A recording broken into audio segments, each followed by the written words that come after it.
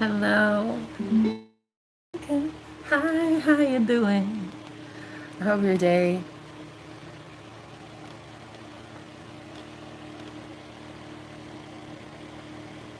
I hope your day is amazing.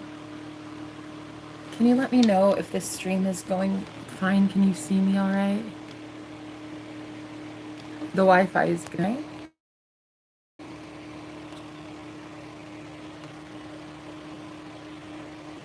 Guys, the fucking love that I'm feeling. This place is so...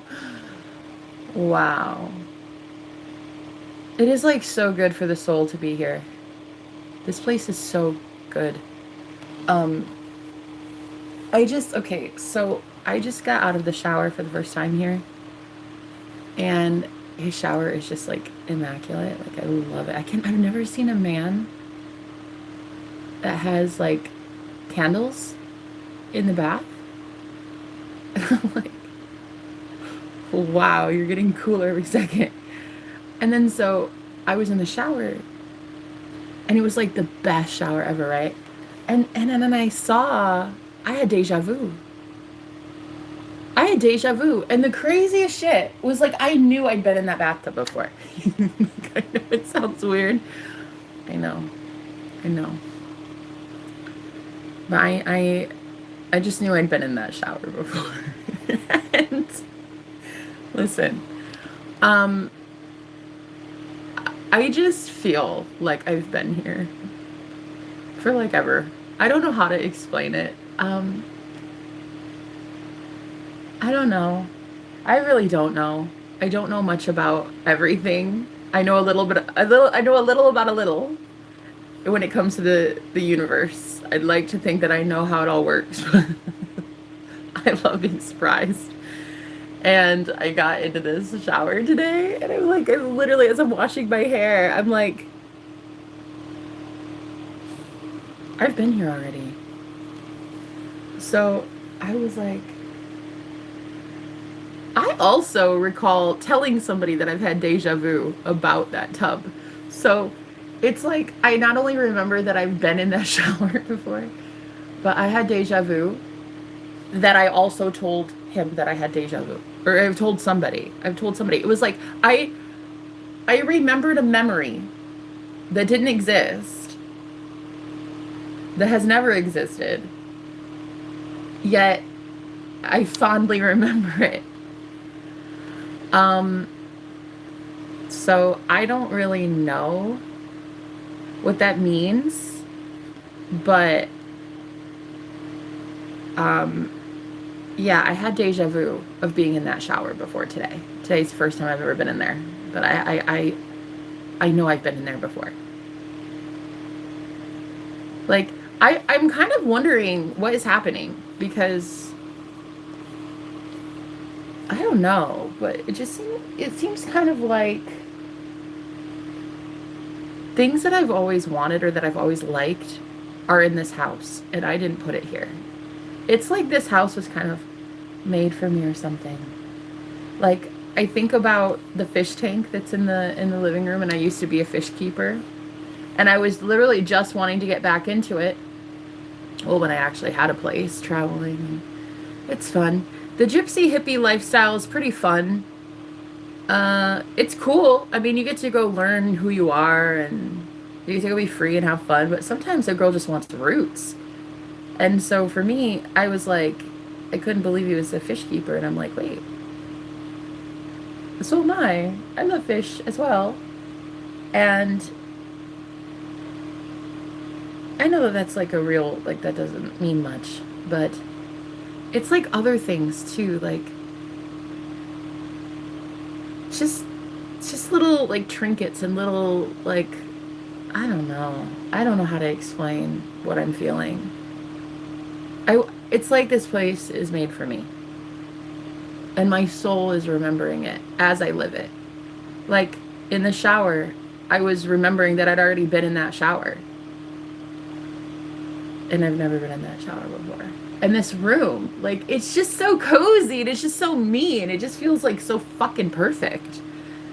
And like, look at this fucking chill room, dude. Look at the vibes in this place. This place is legit magic. Like, I feel like I'm on a fucking UFO. I feel like I'm on a spaceship right now. Fucking love it, dude. He's painted the whole house. He's an artist, so he's a muralist. He paints murals or whatever, and so he just did the whole house. It's fucking gorgeous. And I'm kind of in love with this house. I'm kind of in love with its magic. I love my life. Like,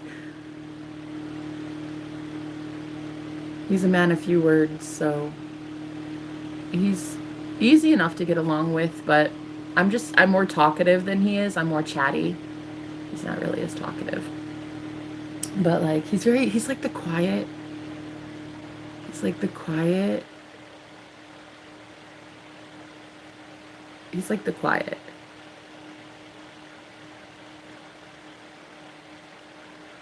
Whoa.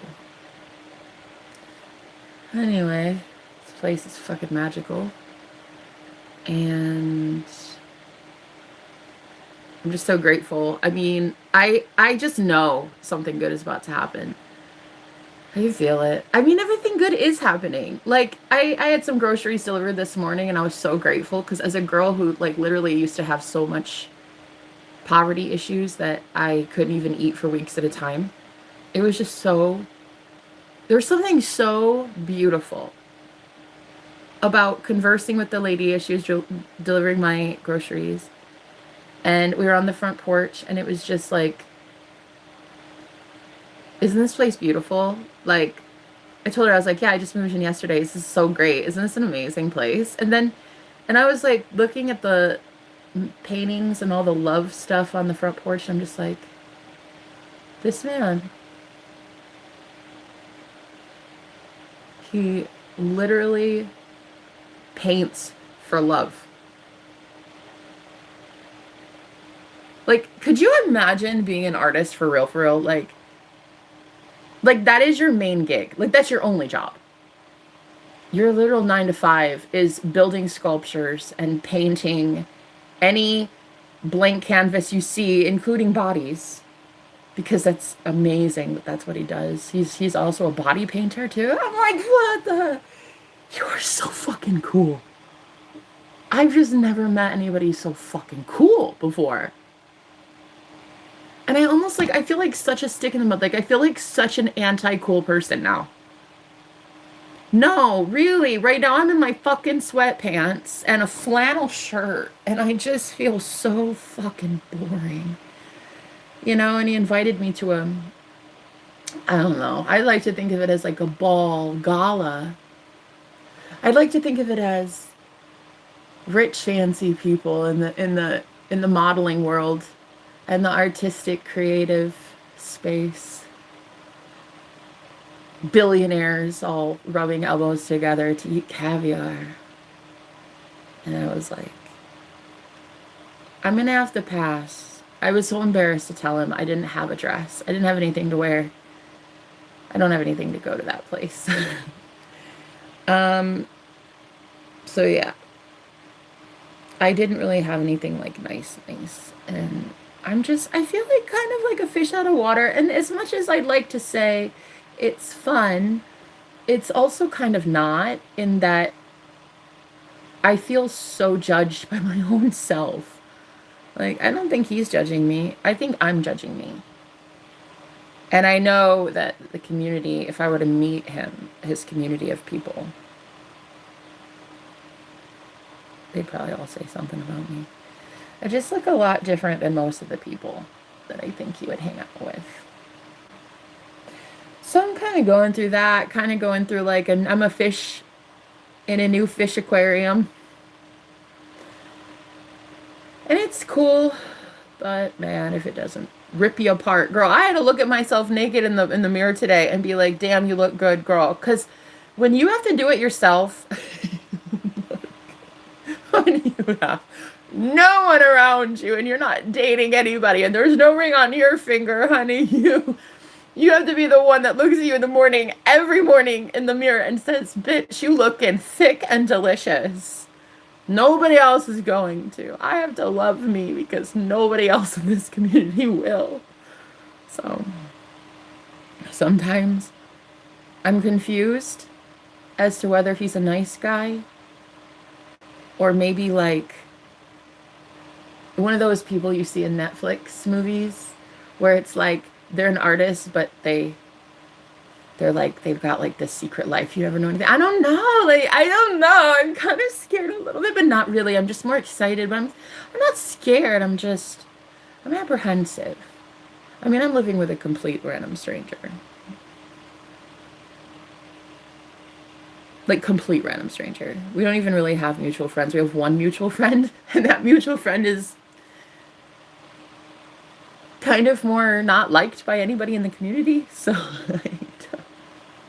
but what's really great about the fact that we have one mutual friend is that we both don't really respect that friend very much. They're not even really a friend. We're both seeing them as like kind of somebody we want to stay away from, which is really kind of crazy because today I got a message from said friend about a free vacation at her place because she is the one that owns that retreat.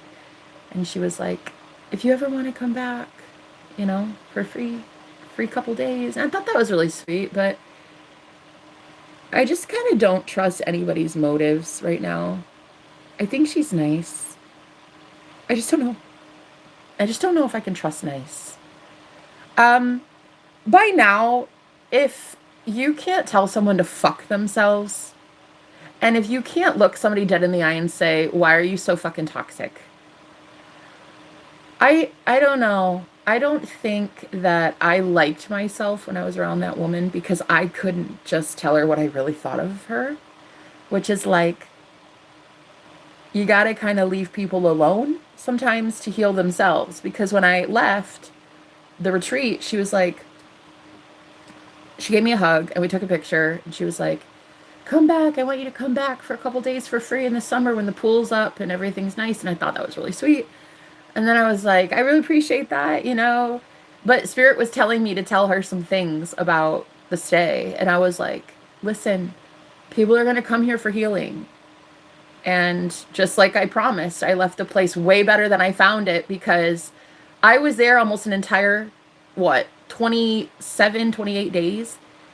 And in all that time, she didn't have one person booked at her Airbnb but myself. And I left and she was telling me it's literally booked and busy, double booked. Now, either that's a lie or it is the truth. And if it's the truth, I'd like to think that I had a little something to do with it. I'd like to think that my blessing that I do on every house that I leave, I do a blessing ritual. I leave it as good as I found it, if not better, always better. That's literally my intention. And so, yeah, she told me her business is thriving and she wanted to reward me with a free trip. And I thought that was really cool. So she's like, when I have a space available in like May, you can come back out. But I remember I was kind of wanting to take my new friend with me because my new friend also knows her and stayed there once. Well, I think he got a session. I don't know that he stayed, but he definitely was there for her healing session. And we both kind of just have the same vibe about her. So I was like, wow, it'd be freaking crazy if he went with me. Like, I think that would be cool. That would be like really, really cool. Because she doesn't know that I'm with him in this house. She has no idea. She just knew that he rejected her like I did. And she doesn't know that we even know each other. She doesn't know that we know each other. She definitely doesn't know that I'm living with him. She doesn't know. I didn't tell her my address. I just said I'm moving. And she knows I'm living with a guy now, but she doesn't know which guy. It's the only guy in the city that ever turned her down.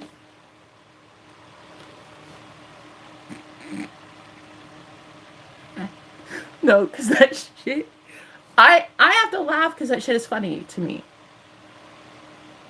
Because I left. She was like begging me. She's like, please, I'll pay you and I want you as a cleaner and you can stay and I'll take some bucks off your room. And I'm just like, honey, I can't do it.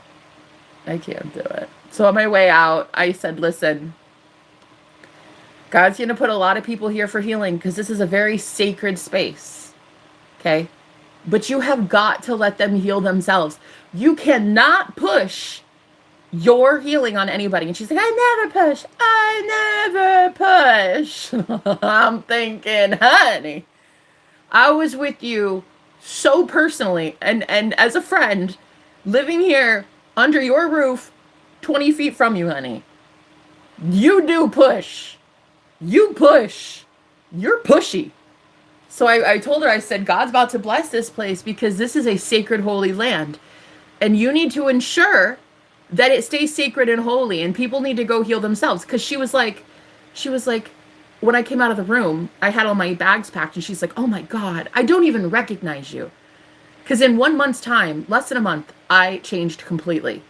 Like, I was bloated and irritable, and I just, I'm like even my face was blotchy and splotchy, and I was just not doing okay. And I went there and I did not take any of her sessions other than one. She wanted and pushed it on me so many fucking times that I finally was like, no, lady, I'm not working with you. I'm here for the retreat. I'm not here for the sessions. I don't want that. I want to heal on my own. And so in telling her that, I rejected her as well. And so to find out that a man,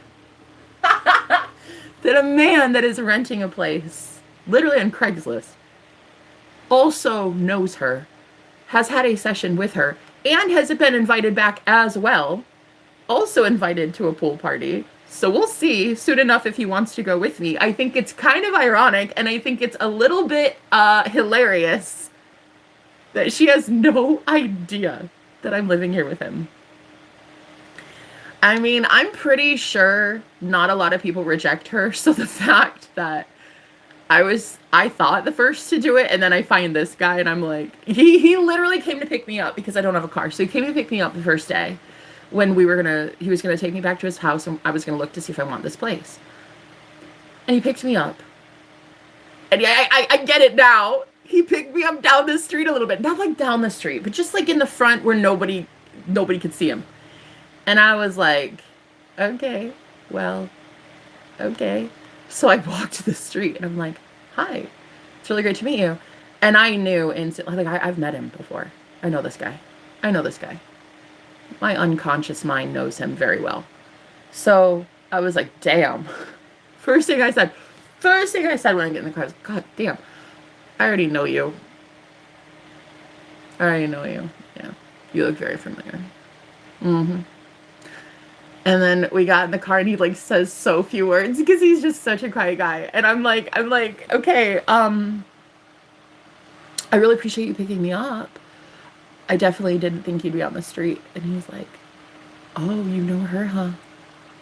You've been living there, huh? And I was like, oh, well, let's just say there's a reason that I'm trying to find a new place. And I didn't really want to go into it. I didn't want it to be like, I just didn't want to like attack this chick or anything, but he knew what I was putting down. I was like, I'm moving. Okay. I'm moving. I'm in the highest tower, the highest castle, the most beautiful place on earth. And sir, I'd like to go to where the real magic is.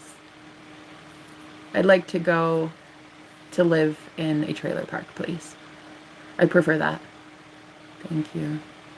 This isn't really my cup of tea. And so I later found out he rejected her right to her face. Like, refused. Flat out refused to ever go to her party. And like, I was like, okay, so but if I'm invited, because I know I'm gonna be, and it sure as shit this morning I got a text saying you're welcome to come. So I said, if I'm invited, I think I should ask him to be my +1. He can go with me as a friend to that pool party. So anyway, I'm just saying, God has these places, these healing retreats, these healing locations that so many people are going to want to be at because it's a very healing location. Doesn't mean the person's healed. Doesn't mean the person's healing. Doesn't mean the person isn't going to get you caught up. It means the location is holy. It's on holy, sacred ground. Yeah? So what I have witnessed in my journey along these years, God will chew people up and spit them out.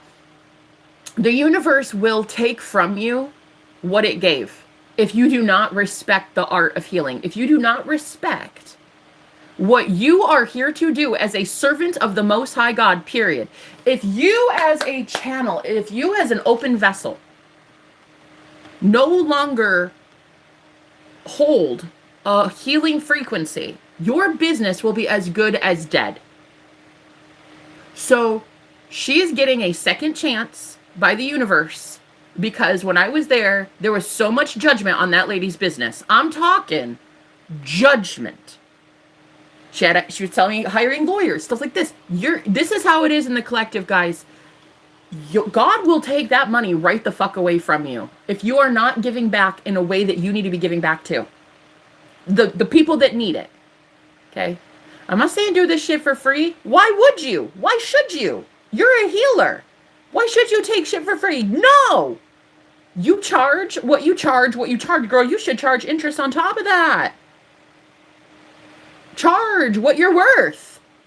In fact, I would never say not to do that. However, if when you are a quote-unquote healer and the people that are coming to you do not quote-unquote feel healed or inspired or motivated, your business will be under judgment.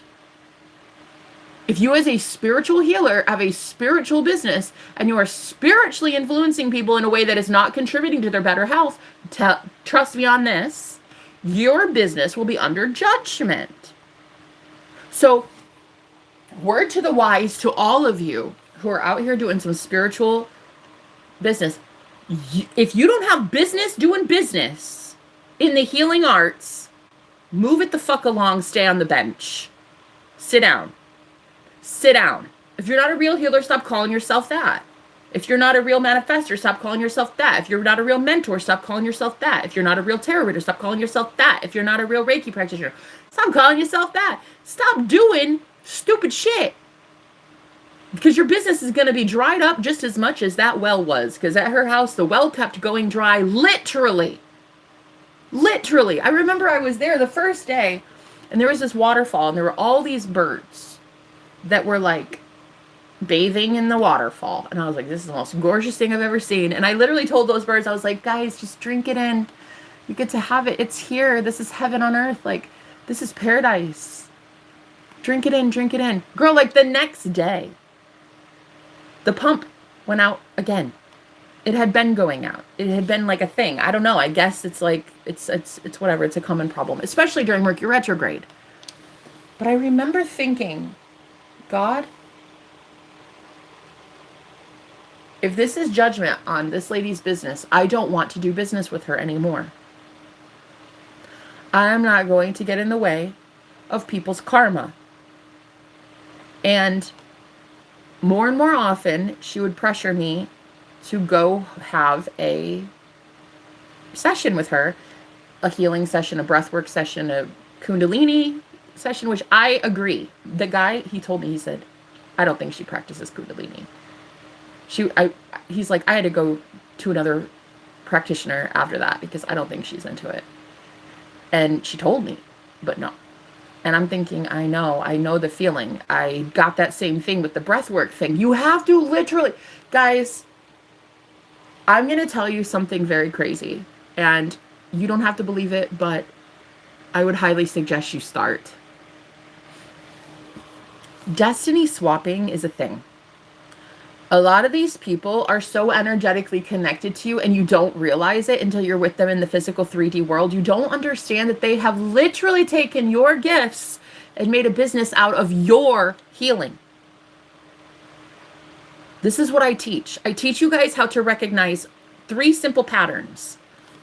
3 types of people are about to approach you. The real healers, the real high priestesses, the real shamans.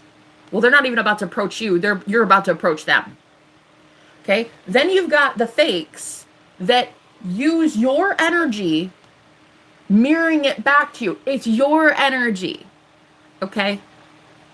And it's being mirrored back to you. It's not coming from their abundant supply of their energy. It's yours being mirrored back as a direct mirror. And then the third type of person, a healer, quote unquote, that siphons energy from other people to be able to give used energy to you, which is energy thievery. It's literally theft. The universe sees it as thievery. The universe, the way energy works, the universe sees it as thievery. So you're not going to be blessed when you give your hard-earned money to a person who is so energetically connected to 100 people that you don't even know their energy from the 100 people that they are around every single fucking day. Okay? Which is why, for me, this place was so crucial. I needed this place. A lot of people would just see it as, it's just a trailer. It's just a spare room, girl, in a teeny tiny little 2-bedroom trailer. It's not much. I'm not asking for much. I don't need much. I need magic.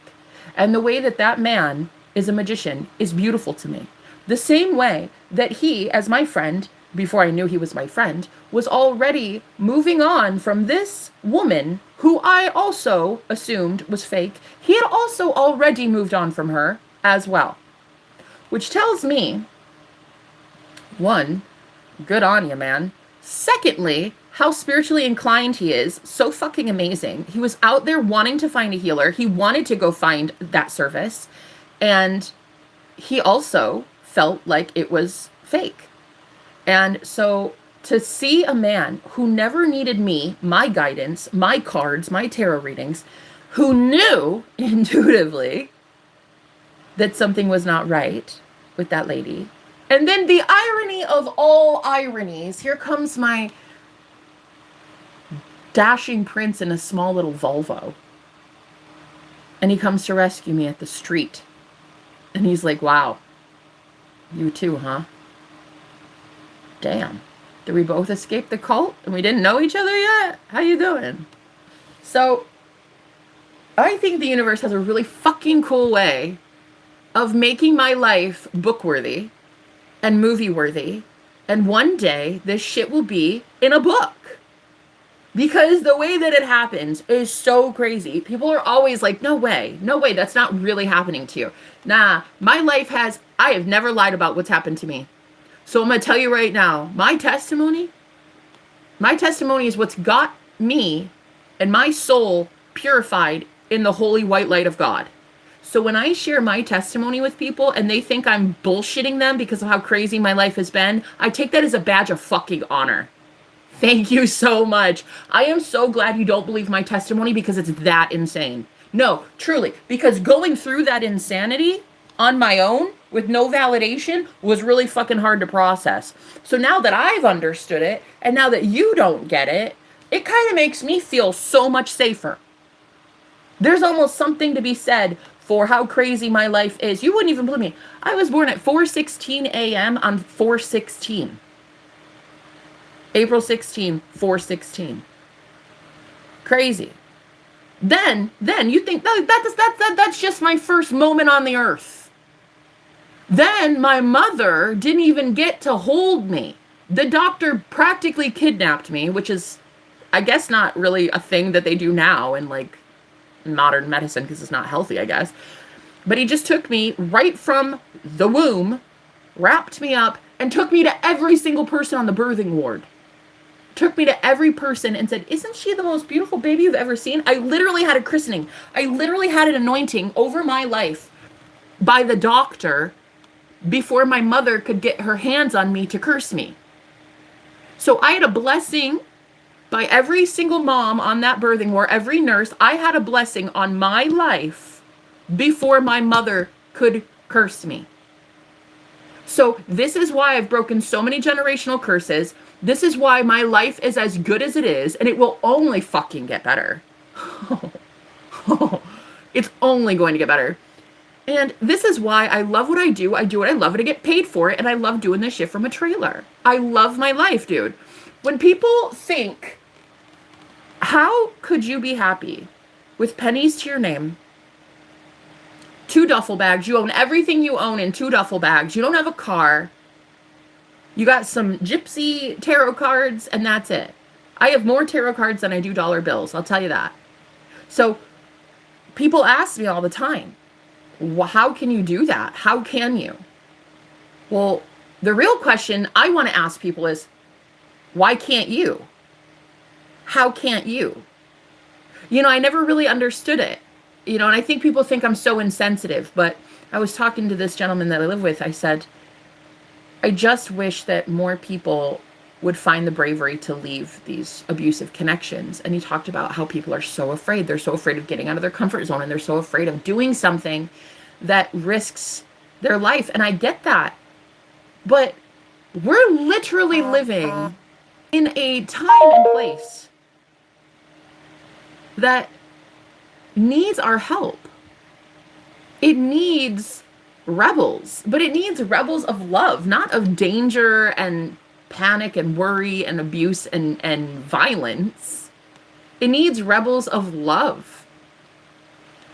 It needs the types of rebels that leave abusive men and go and start a book and a podcast, and you guys go and travel the world because you're literally known as that freaking badass Katniss Everdeen that broke through the Hunger Games. I get so fucking annoyed though when people challenge me on this. I'm like, oh, that must be nice. It is fucking nice. Oh, I wish I could. I wish I could. You can. You're telling yourself you cannot. And so instead, what happens is people energetically send that garbage energy to me, and I refuse it. Oh, I rebuke that shit in the name, honey. I rebuke it in the name, babe. Because I'll tell you what I don't do.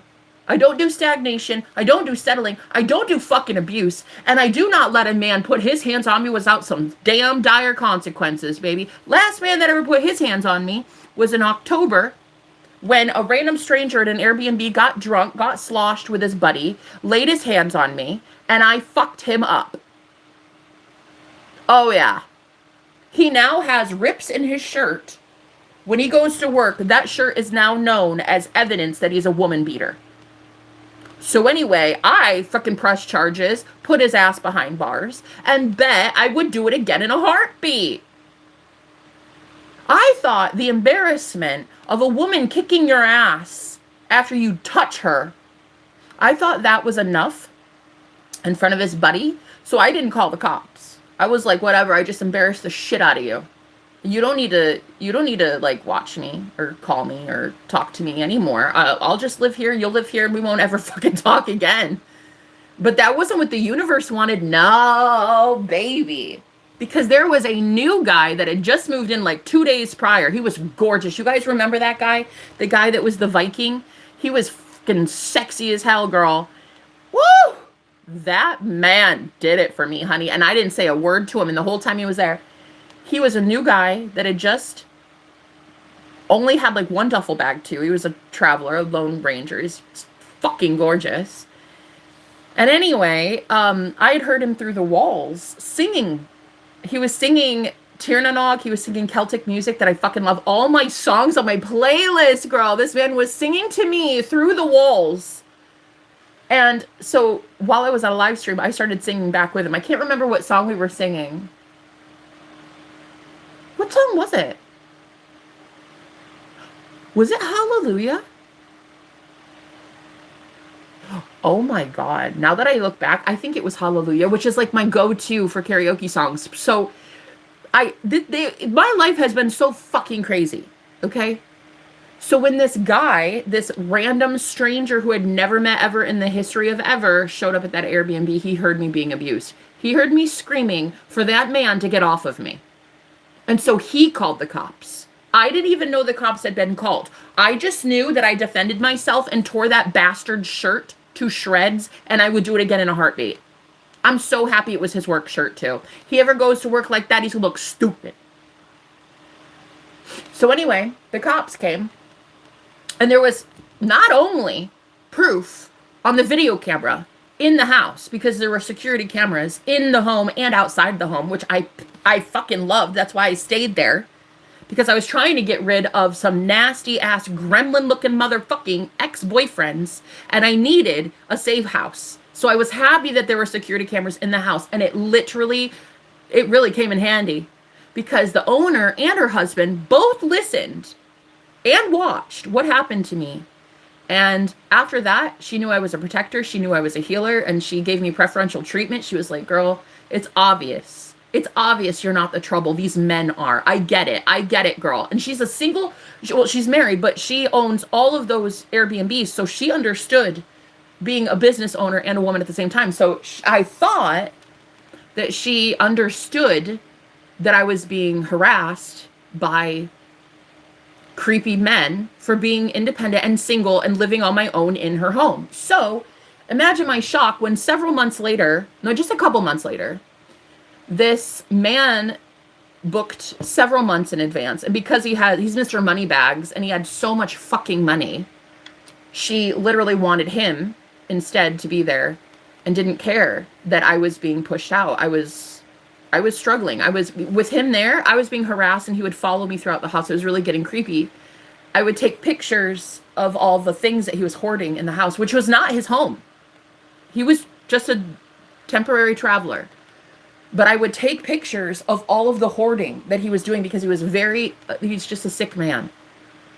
And I was like, listen, lady, this dude's following me around.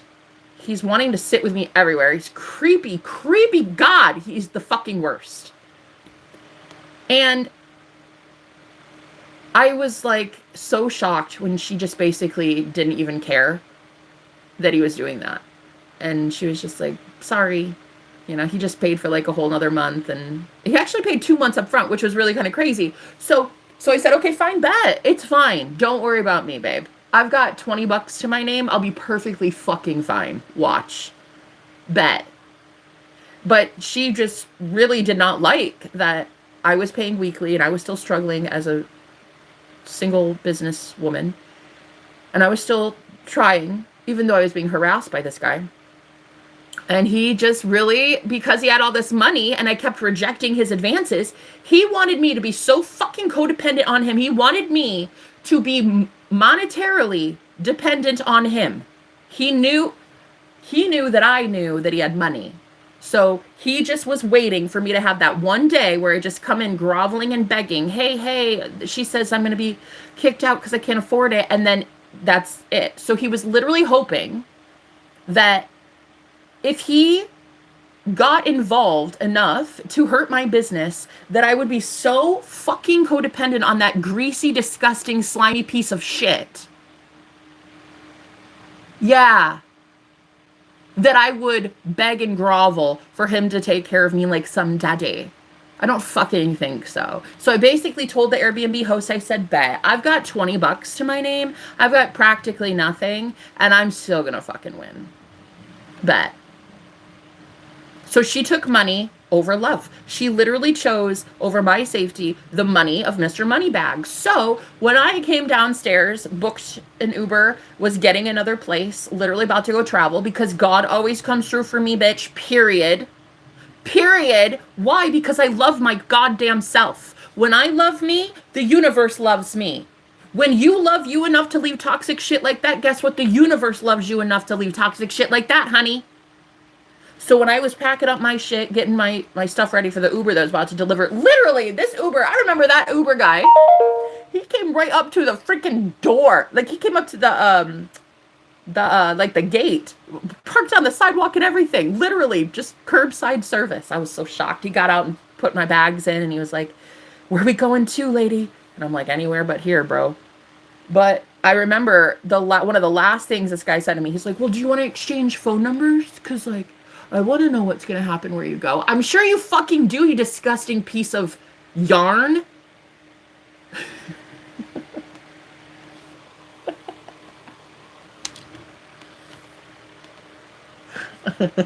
No, a disgusting piece of used floss.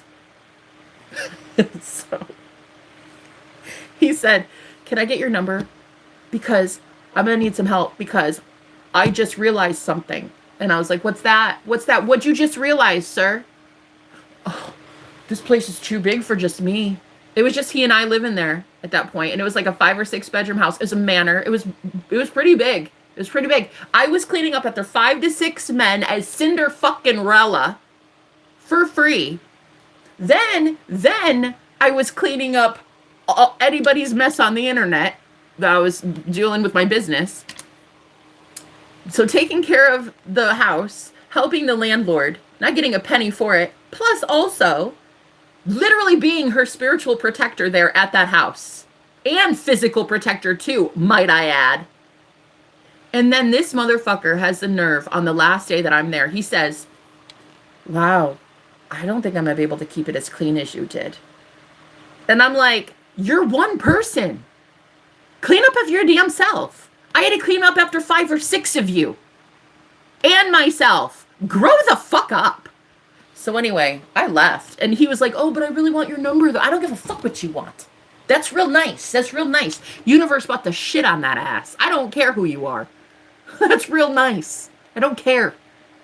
Well, I think what's going to happen is, like, I'm not going to be able to keep up with it, and then she's going to kick me out. Good, I hope it happens. I hope if you leave that place a literal pigsty like you have when you had a free cleaner, I hope you get kicked out. I hope you get kicked out. Huh. Facts. If you can't keep up after your damn self, I hope you get kicked out. So anyway, I rejected this disgusting perv. And then I go to that new Airbnb, that retreat for not a whole month, but it was like close. It was a few weeks. It was really actually lovely. But again, it's the people, bro. It's not even the location. The location isn't the issue. It's the people. So anyway, I don't care. I need better people in my life. And so I wanted to rent here. I'm so excited to give this man my money. I'm like, yo, take my money, sir. Take my money, you magically delicious man. Can you please take my money? Thank you. I love it here. I love the magic. I love the vibes. I love what he stands for. I love what I stand for. I fucking love this place. And a lot of people, they want to say some stupid shit to me like, oh, well, if you're a goddess, shouldn't you have a palace? Bitch, I already had a palace. I didn't like it. It was too much upkeep. A lot of nasty, scummy men thought they get to come in and ruin shit that I take care of. So you know what? I've got a simple, tiny little life. I've got a simple, small calling, and I'm here for it. I don't need the big money. I don't need the big likes and the shares. I can't help that you were fucking lied to about me, bitch, but you were lied to. You were lied to. You were told, Jenna's high maintenance. She needs this, this, this, this. She's out here running a freaking mutiny. I don't even know what mutiny is, but I know a lot of people say I'm some nasty thing. But I'll tell you what. I'm pretty sure I've been keeping people safe since 1989, honey. I'm pretty sure I'm not the problem. I've always been the solution. And I'm pretty sure I'm about to be in a magically delicious home with a magically delicious man. And I'll tell you right now, I love what's coming down the pike for this girl. Oh, I love what karma has coming in for me, honey. Oh, I love that the universe fucks with me. Okay? I love that I'm God's favorite. How about you? How about yourself? I wish I could do that.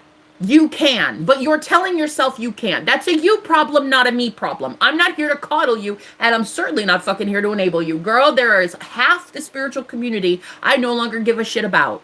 Period. I don't. I really do not, honey. I'm not here for all of you. I'm here for like 0.0001% of the population. There is so many fakes in the spiritual community. I am not here for that. I'm not here for that. I'm here for the kind of guy that tells fake leaders like that he's not here for that.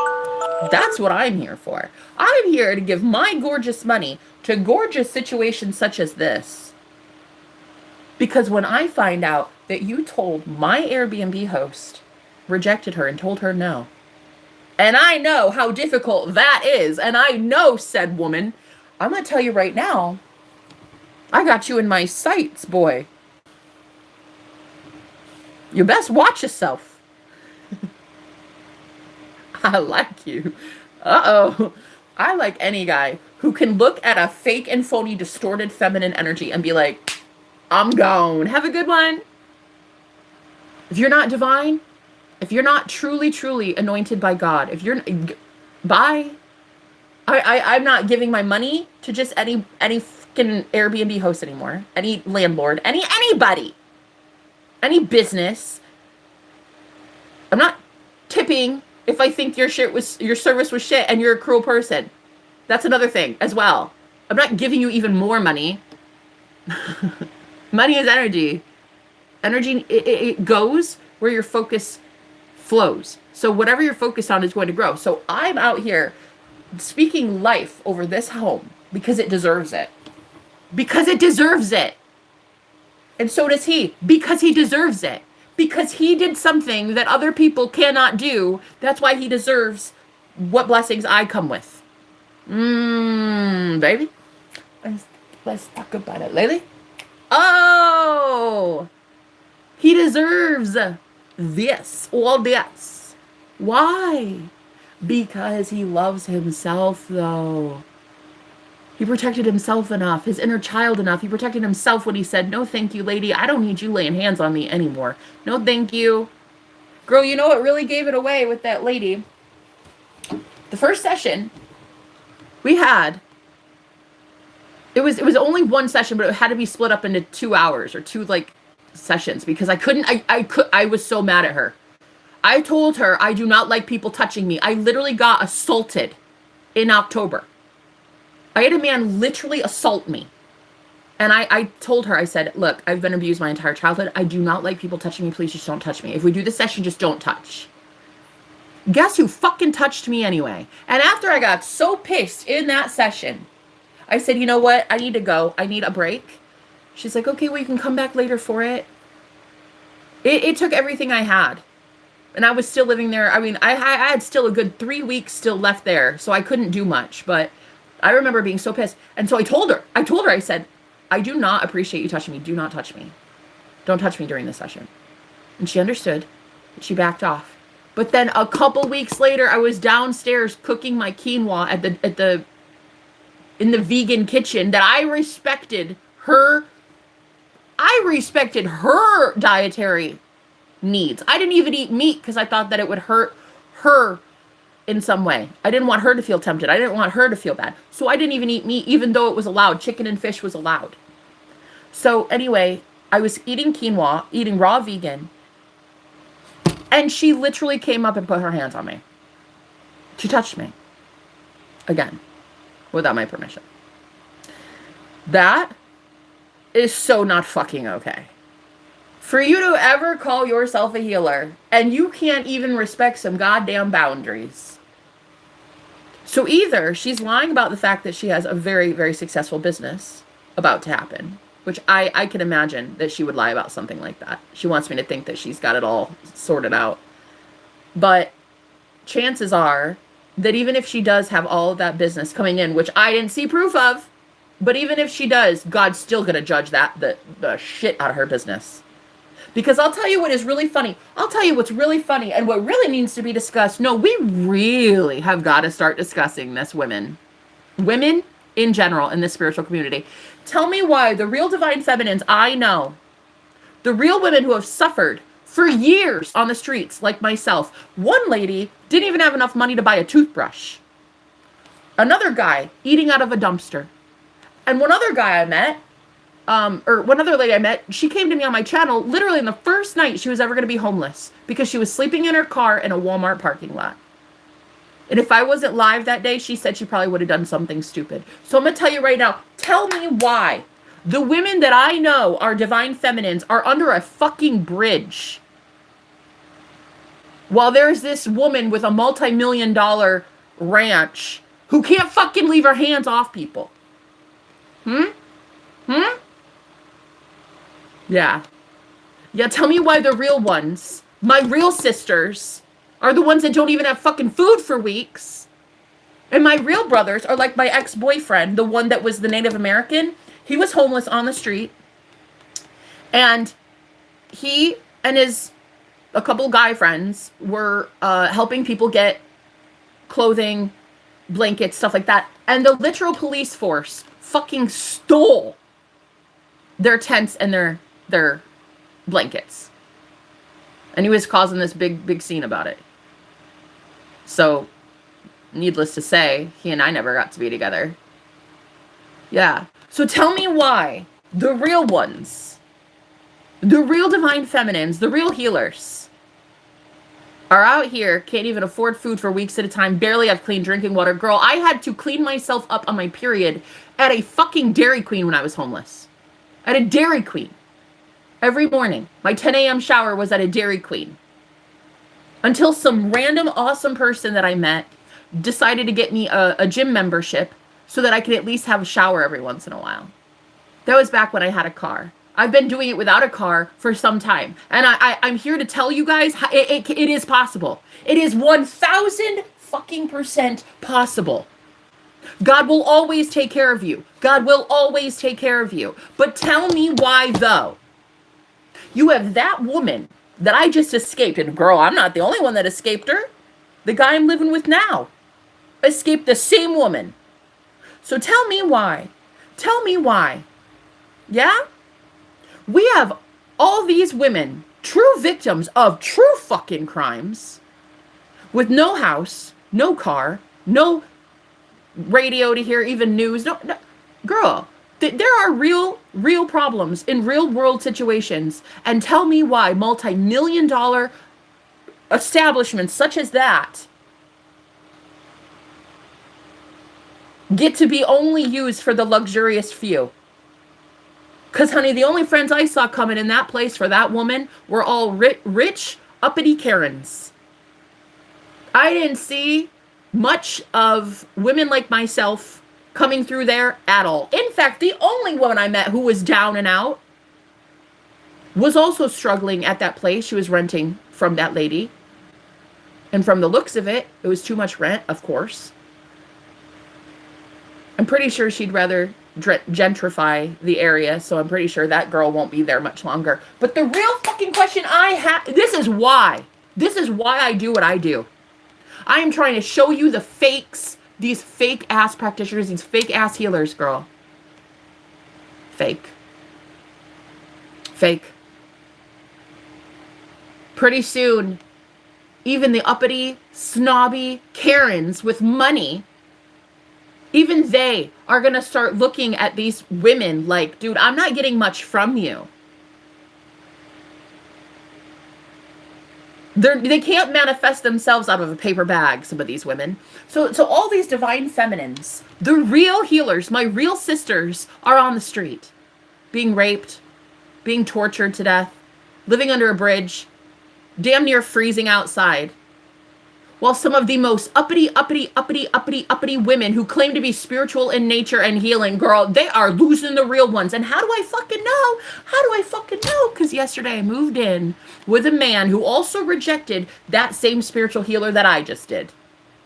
So how do I know? Because word on the street is that lady is as fake as they come. And I just gave my money to her in hopes that she could heal me. It was never her that healed me. It was myself that did it. And now if only I could teach you all how to start healing your damn selves. So when I left, I told this lady, I said, you got to stop pushing your agenda on other people that show up here. I never push. Okay, I said what I said. Have a good life. Packed up my bags, got in the Uber.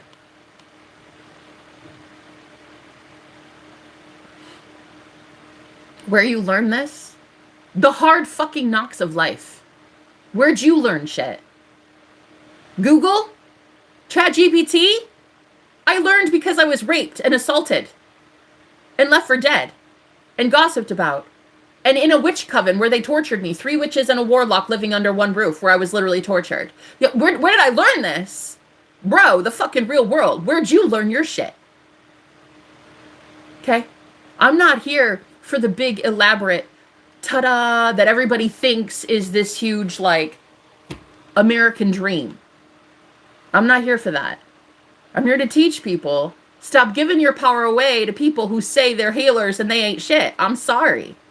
You're the healer, not them. Quit giving your power away. Give it to yourself. So as I walked out the door and I had my bags packed, she said to me, well, you look just so different. I can't even recognize you in a whole month. And I said, yeah, it's amazing what the healing can do. I healed myself. I am the real true healer and it's fucking proven. I proved it. And I'm walking out of here with the man who also healed himself. So the irony of all ironies, he and I both left the same cult. We didn't even know each other. So I don't need any big elaborate things. So if anybody's got a problem with the fact that I live in a trailer now, I don't know what to tell you. I fucking love it. This is the best thing I've ever had. This is the best place I've ever lived in. God, and the dude's so real and authentic and genuine and fucking fun to talk to. Like, God, I love talking to that guy. He's so funny. And he all the time comes in and he's just upbeat. I mean, he's quiet, but he fucking cares. And I'm excited to meet people that care. I'm excited to meet people who, when they even write a text message, you know that they've poured art into it. I need that in my life. And so I'm excited to be living in a trailer park. You don't fucking like that? Go get your own mansion. But so many of you will be like, oh my God. So like, this is her big dream, huh? Go get them, Tiger. Big goals, big goals. This is my fucking life dream. This is it. I found a safe haven. And I found a man that very well could be probably my safe haven. So I'm going to tell you right now, don't let looks deceive you on this journey. Because a lot of people will tell you that if you don't have it big, if you don't have some big fucking Maseratis and a 16-car pole barn, that you're not making it in life. But hunty, I'll tell you what's making it in life. What's making it in life is waking up and knowing that God made the temperature perfect today. And the smile on the beautiful lady's face as she delivers your groceries, because you one time used to not be able to eat anything but a box of lentils. I'll tell you right now, what's really, really living life, honey.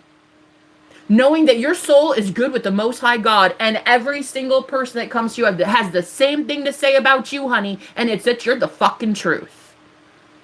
So I'll tell you right now, I think I'm living life. I think I've just made it.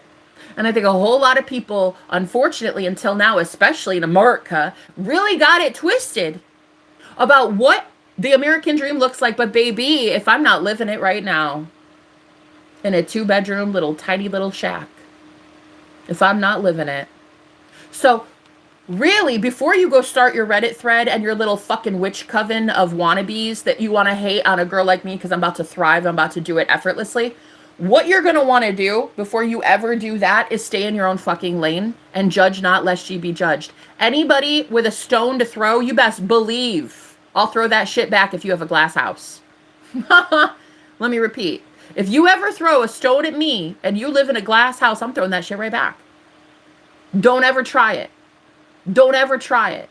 The hard knocks of life where I learned how to be this much of a brute, of a warrior, of a fucking savage. I'm a beast in my own right now. I'm a beast, honey. And I know who I am. I know that I would never hurt a fly, except I did crush a spider the other day. And actually another bug too. 2 in one day, which I don't really love seeing bugs. So when I see bugs, it's a thing. But I'll tell you one thing.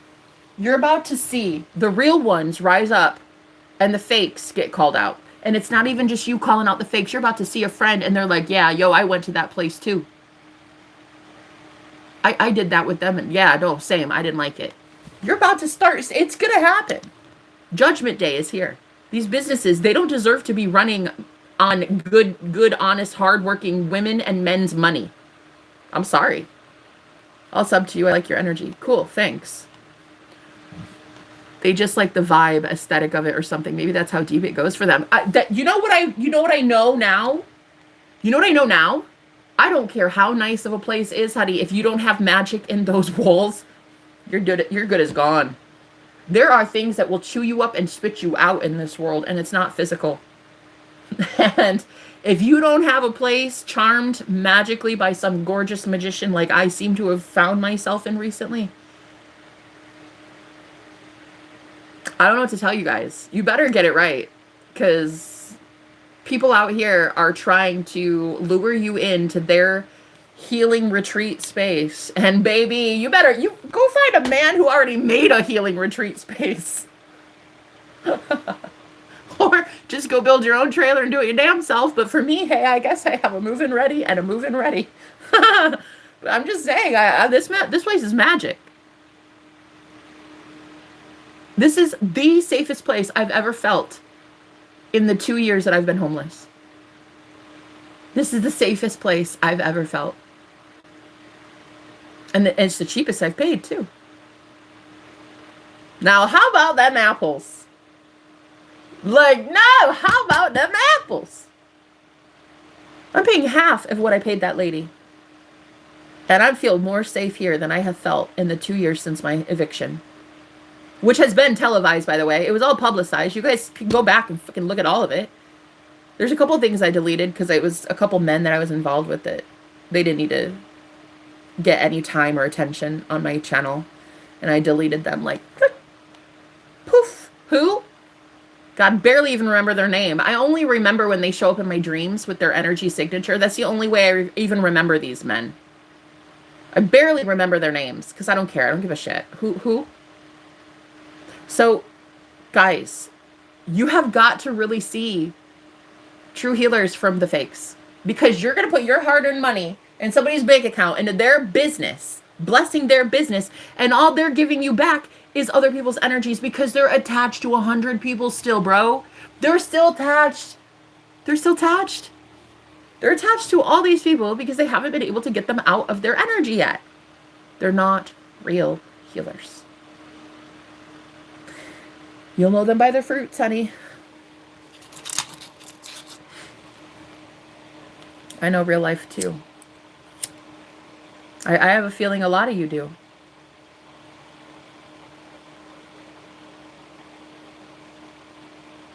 I love you. And I want to give you all a safe space for the real ones. The real ones! My real people! My real brothers and sisters! My real, gorgeous friends. The real ones. And that's exactly what I do. And you know what is such an honor? You know what's such an honor? That the universe conspired to get me in this house with this man who's literal magic. The dude's magic. I can't wait to show him. I can't wait to keep showing him every single day. But not only in meeting him, but in solidifying for me that he's made the right decision that I made in leaving that lady. Because she really tried to chomp down on him too, honey. Not like, physically, I don't think she ever like made an advance or anything. But it's just that she really wanted to become an influence in his life. And he still said no. And my God, if there's not hope for all mankind out here, honey. You got a hard-working man who said no to a woman like that. And you already knew to say no to women like that. Because you, ladies, most of you, knew women like that your whole life. You knew women like that from the second you were born, queen. Your mother was the most jealous person on the planet. So you know a jealous Julie when you see her. So for me, it's not only the location. It's the fact that he's a magician. It's the fact that he knew my same karmic. We share the same karmic. That's a little strange. We literally share the same karmic, distorted feminine. I'm starting to think this guy's a pretty big deal in my life. And I'm a pretty big deal in his. I don't know to what capacity yet. I don't know in what regard, but it's pretty wow. We didn't even know each other, and we had the same shared karmic. You see? The universe is about to get some freaking magic going, honey. So I'm actually really honored that he was saying no to so many people living in this house. All of his friends wanted to pay double or triple to be here, and he said no. He said, I'm not in it for the money. I don't give a fuck about the money. It's not the money. I really think he was waiting for somebody. So, I'm going to tell you right now, there's a reason it's end of days. There's a reason it's so apocalyptic. There's a reason it's so world ending. It is the world's ending, but it's also the world's beginning. There is a brand new world that you are creating, you are forming, you are producing with me. We are literally creating it as we speak. We're creating it when we make music. We're creating it when we make art. We're creating it when we hug each other. We're creating it when we share money and energy. We're literally creating it. It's a brand new world. And you get to go make it all your own, guys. So I'm honored. Like, no. I mean it. I am so honored that I get to spend my beautiful money on a beautiful location like this to a beautiful artist like him. Putting food in my fridge to nourish my body so that I can then go bless so many people in a day to continually work for God. And for him to love God as much as he must. Because to rent to me, I mean, at the time I didn't even have enough for the deposit. At the time, I didn't have enough. I could only afford the first month rent. And he was like, I'll work with you on the deposit. It's not a big deal. And then the whole like moving in process was so easy and seamless. And it was just like, that's how it is. That's how magic is. It's like God is doing some amazing things. And you guys need to be ready for it. A lot of you want to go to these healers and you want to go to a practitioner and you want to go to a mentor and stuff, but really fucking care about who it is. Like, check their vibe, you know? Care about your vibe more than you care about a pretentious artificial tribe right now, okay? Because, guys, it's all about the solo journey. You have to go know who you are. You won't even know you're at the end of the journey until you're just like this right now. It's like I didn't even realize that this is the end for me. The end of struggle. I've never experienced non-struggle, so I don't know what it's going to be like, but it's not even clocking to me that it could be this easy. And it could just literally be I share love and people share love with me, and then boom, that's my whole life.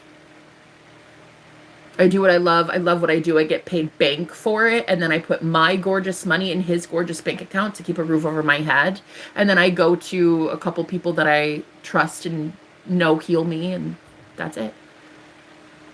Literally putting your energy, which is money is energy, into good businesses, brand new products that are being unveiled into the world, you know? David versus Goliath right now. Putting your money into these small businesses, these little mom and pop stores, these little home run businesses and whatever. Like, that's what it's all about. And I fucking love it. I fucking love that this is going to be like the art renaissance, like the new age renaissance. Basically what you're going to be seeing is just a whole bunch of art and fart if you're like me, because I did order pizza last night. So that cheese, girl, that cheese. Oh Lord. I'm just so happy I slept in this room and he slept in that room. But yeah, the cheese. Thank you so much for those that donated for your girl to have a cheese pizza. But like, wow. Wow. The farts, honey. But anyway, basically all I expect to see is just a lot of art and a lot of magic. And a lot of happy and a lot of love and a lot of healing and a lot of ease and a lot of fun. Expression with your body, expression with your voice, expression with your friends, expression creatively in hobbies. But like true freedom, the kind of freedom that is the final frontier, the kind of freedom, the kind of American dream that people really, really, really fucking want. The American dream that is you working for you and Uncle Sam still gets his cut, still gets his share, but he can back the fuck up off you. Right. Because God's always supplying you. God's always helping you keep your bills up. God's always helping you keep your family fed and your fridge stocked. Girl, it's always working out for those who work for the Holy Spirit. So I'm honored. I'm honored that my gorgeous, divine, blessed money now gets to go to gorgeous men like that. Oh, I fucking love it, girl. Oh, I fucking love it. And those Uber drivers. The ones that are so gorgeous, like this one guy, he was picking me up, and I had a THC edible, and so I was had an incredible edible of THCA. Here, you can have THCA legally. So I was in the car and we were just so chatty. And so I go to like, when I laughed, I hit his arm like this. I was like, oh my God, yes. And then I got a download from Spirit that's how energy exchange is done. That's why that lady kept touching me without my permission. But he and I, it felt totally warranted. All I did was just like this on his arm, because like his arm was like this and I was in the back and I just went like, oh my God, yes. And then I was like, wait a minute. I can't sit here and talk about how she touched me without my permission and then go touch his arm without his permission. So I even said it to him. I was like, I'm so sorry. I didn't even think about it. But I didn't mean to just touch you like that. I should have asked. He's like, I didn't even feel it. I was like, oh, okay. But yeah, I should ask, because I have problems with people doing that to me. So I can't just do that to you. And but Spirit was showing me that that's how literal energy cords are established. It's like you touch somebody and boom, it's energy exchange. They can give to you, you can give to them freely. This is where cord cutting comes in, you know. But it's like, so if right now a lot of you financially might not have a ton of money, because I understand that. I understand that the bank account right now might not look like, you know, a ton of bucks, but your energy is a ton of bucks. Girl, one hug, and that could seriously heal a soul. Okay? One little tap like that. Look, don't go touching people without their permission. Don't fucking do that. Don't be a weirdo. Don't be a weirdo. Okay? But yeah, even doing that, like touching someone or just like hugging them, or it literally is energy exchange. So it's like, it's your energy and you're giving it to somebody without a bank account. That's what the fucking... That's what the banks don't want you to know. That's what they don't want you to know. They don't want you to know that you really are the richest person around, and you don't need their FDIC for it. You don't need their interest rates for it. That's the whole point. You really are an energy beacon. You are seriously a beacon of light and energy and love. That's what you are. You're an energy source. You're it. You're it. Welcome to the wake up, guys. I'm not here to wake you up. I'm here to remind the ones that are already awake. Stay the fuck awake. You are it. There is no one else coming to save you. You're God. You're the only one. You're the only operant power. I know that's scary. Excuse me. I know that's scary sometimes, but it's also liberating. But yeah, so I'm just excited. I'm eager to start...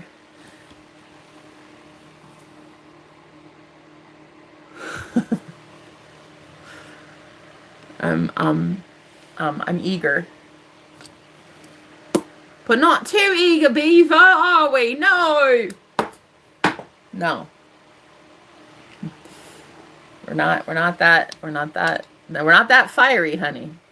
We're gonna take our time. But man, if I don't recognize his soul. And if I do not recognize that bathroom, girl, I literally took a shower this morning for the first time in that shower, and I said, holy fuck, I've been here before. I've been in this shower before, washing this hair before. I have been here before. And I didn't want to go tell him that, because one, he's like super busy, but two, it's like, I don't want to kind of be awkward, but I wanted to be like, yo, I had deja vu. I had deja vu in your freaking shower from heaven. God, that shower's lovely. And then to see a man who has candles in his bathtub, I'm like, girl, God, I hope this man's single. He does not have a ring on his finger, so. No ring on this one. He does wear a ring, but not on his ring finger. So. I'm sorry. No, I think he's pretty single, I think. No. I don't know. I feel like if I were in a relationship and I were renting a room, like, I would probably respect my partner and not having someone of the opposite sex rent. So I think he's single. I don't know. I think so.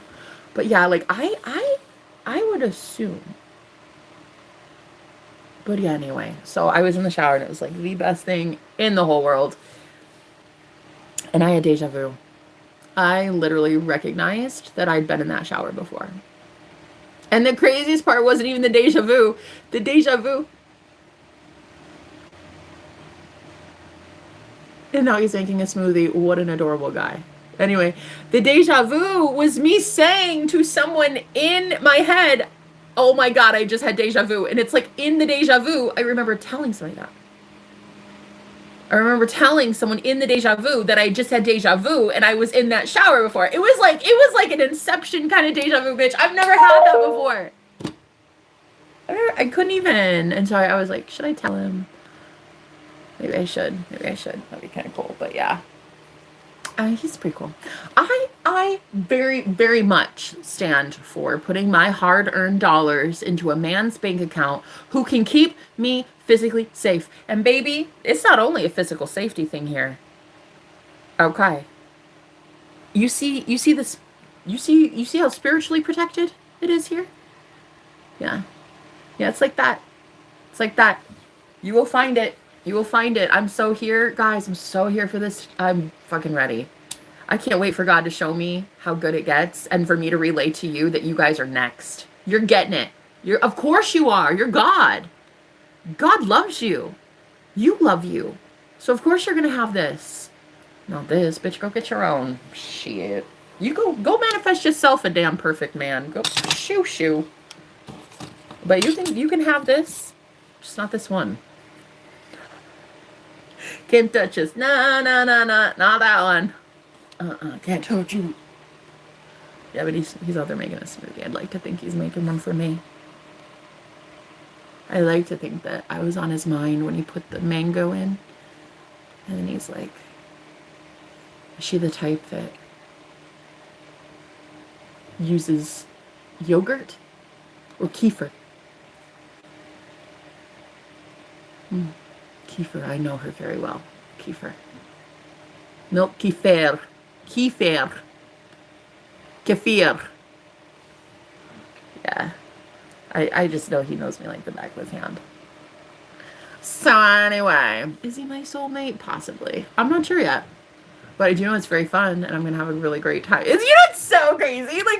Okay, so most people, this is how it is in most people's lives, but not me. I'm Jenna the Magical. I got to do shit crazy. Most people, they find a boyfriend. Or a new friend. But they normally don't move in with that said new friend right away. Normally, it's like you meet somebody and you get to know them and then you move in long time after you know them, right? But see, for me, it's like I just kind of move in and then I'm like, hey, will we be friends? Let's find out. I just do things completely backwards, I guess. Anyway, it's worked for me. It's always worked for me. So now I'm excited because my hard-earned dollars go to somebody I can trust, somebody I know would do good with it. And if he ever, look, this is a word to the wise. This is a word to anybody. If my energy, my money that I give to you starts going to some toxic shit that I don't approve of or that it turns you not so good, I'm moving on. I don't care who you are or what you're packing down south, sir. I don't give a flying fuck. I will replace your ass in 2.2 seconds flat. Bet. And it will always be bigger and better. It will always be bigger and better for your girl, honey. I will move my shit right along. I'll pack up my bags and go. If I go to give you my money and you do poor, not good things with it, I'll leave. But this one, oh man, I'm so excited. Because I know he's doing magic in the world. Good magic. Love magic. Heart magic. So I'm actually really excited. I'm excited. I one time though, I was excited to give my money to that lady and she was not a healer. So I am happy to be giving my money to him. But if I find out that it's not good, I will leave. And that is, guys, that is God's honest truth. I promise. You know what? I don't promise you anything. I promise me. I promise myself that I will always love myself and I will always do what is best for Jenna because Jenna has to look out for number one. And I'm sorry, but that is the truth. No, I don't have any pets or animals. This is your time, Jenna. How you doing? Jenna, a warlock. Hi, guys. That it's meant to be. You can feel it spiritually. It is. I tell you what, girl. I literally felt deja vu in the shower. It was insane. It was that moment, you've been there before. You have been washing your hair in that shower before. I don't know how deja vu works. I don't know what it is, but bitch, I had it this morning. And I didn't know if I should go tell him. It was I'd like to think we're cool. We're cool friends, and I can come to him with that stuff. So, I don't know. We'll see. But yeah, this is a lovely place. And to be in symbiotic union of like everybody and everything, and you're working in tandem with like, okay, so I make blessed money. People that come to me bless their money, and then they bless me by giving me said money. And so now my money is blessed and it needs to go to blessed people. So just the whole understanding of the energy dynamics now, and that whomever I pay, not only will your business be thriving, but your house will be cleaner.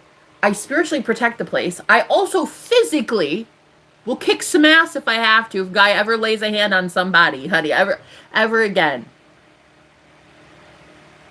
Girl, the way I wiped that guy's smile right off his face in October when he laid hands on me, honey.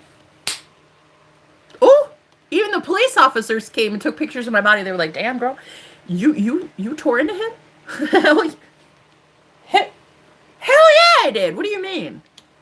Self-defense. Don't put your fucking hands on me, you nasty, grody little piece of toilet paper. Yeah. I couldn't even believe that like the officers were this stunned. I'm like, girl, wait, why don't other women do this? Why are you surprised? That's what I really want to know. Like, why are you surprised that women aren't out here literally defending themselves physically when two men are in the house and neither one of those men stepped up for me? Two other men knew it was happening, and not one of those fucking pansies stood up to protect me. Right. So the officers that came in, they were like, it's completely justified. 100% you did the right thing. Do you want to press charges? Fuck yes, I do. Get that scum off me and off the streets. He's out here homeless, getting drunk, putting his hands on random women. I don't think so. Put him behind bars, period. What, like it's hard? It's not hard. I always get justice. God loves me because I love me. Again, God loves you if you love you. God loves you anyway, but most of you don't know it. Do you love you? Do you love you enough to leave that, to divorce that person? Do you love you enough to leave that job that pays pennies? Do you love you enough when a man puts hands on you, honey, you tell him what time it is? Do you love yourself enough that when somebody tries to put, their little magic spell on you at a fancy reservation retreat thing, do you know how to say absolutely not, no thank you, I'm going to keep saying no and I'm going to fucking move, I don't care where I'm going, and I don't know where I'm going? I didn't think I had enough to... It didn't matter what I knew, that my bank account says this much. It didn't matter. I knew that God would provide for me because God always takes care of his people. Period. That's it. End of story. End of story, end of chapter, end of bookshelf, end of days, motherfucker. God always takes care of his people. Always. No, literally always. I don't care where you're going. I don't care how hard you think that job is to quit. I don't care how long you've been with your ex-husband asshole that you want a divorce, girl. I don't care how fucking hard you think it is. The Most High God does everything perfectly. Got me out of some very, very dangerous, dire situations, honey. I should be dead 10 times over. So here I am in heaven, though although other people don't think it's heaven, I definitely think it's heaven. I think it's freaking lovely. This is the best house I've ever lived in. It's literally like a freaking paintbrush exploded. He's literally painted he's painted the toilet, he's painted the bathtub. He's about to paint the washer and dryer. I might let him paint my body. Did I say that out loud? Anyway, he does body paint. And that, because like he told me he was an artist and he paints bodies, and I was like, oh, like Jack, and I could be one of your French girls. And then no, he showed me what it really was. Painting literal physical bodies with art. Wowza. Well, I've never done that before. That's... Whoa. Whoa. I don't know. That's a lot. That's invasive. But I like invasive sometimes. I like to have a little fun, I do. I love it. I'm a grown-ass adult and he's a grown-ass adult. And perhaps I like acrylics on my body. I've never known. I've never had it done before. But there is something I very much don't mind invasiveness when he looks like that. If a guy looks like that, he can be an invasive species if he wants to be.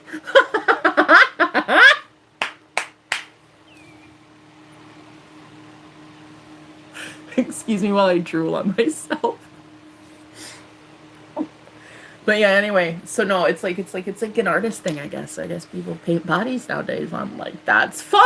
That's a canvas. It's a blank canvas. Do it. I mean, it's kind of genius. It's kind of amazing. So, I love my life and I love where I'm at, and this is by far the safest I think I have felt in quite possibly my whole life. So, I'm happy. And not one person's gonna ever tell me that I don't deserve it. Never. Never, never, fucking never. Never. I would never let anybody try to convince me that I don't deserve this happiness and a man painting my body. What do you mean? Girl, I so deserve that. And that's one thing that the lady, when I left, she was like, you know my rules. And I'm thinking to myself, they're your rules, lady. When I told her about I'm moving in with a guy, she's like, you know my rules. 1 year. 1 year. No touchy. 1 year. And I'm like, lady, that's your rule. That's your rule. Because you don't ever get touched. You touch other people. But they don't ever touch you. Girl. You know, I'm just thinking about that right now. She will put hands on other people, but nobody ever touches her. And she has the audacity to tell me that I don't get to go get touched. What if I want to? What if I need me an invasive species? That's what I'm saying, guys. You gotta stop listening to these people. You gotta stop listening to everybody else's fucking rules. Who made the rules? Them. But may they go make their own rules over their own body. And may their own body reject body paint. I wouldn't mind me some finger paint. I'm a be real. I'm a be real with ya. I wouldn't mind me a little bit of that the body paint.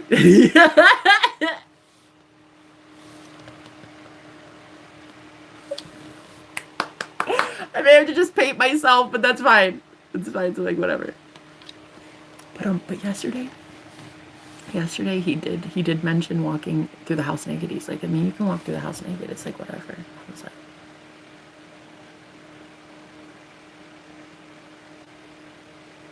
what did you just say to me? He was like, yeah, like the bathroom's right there, your door's right there. Like you walk through the hall naked. It's like what else?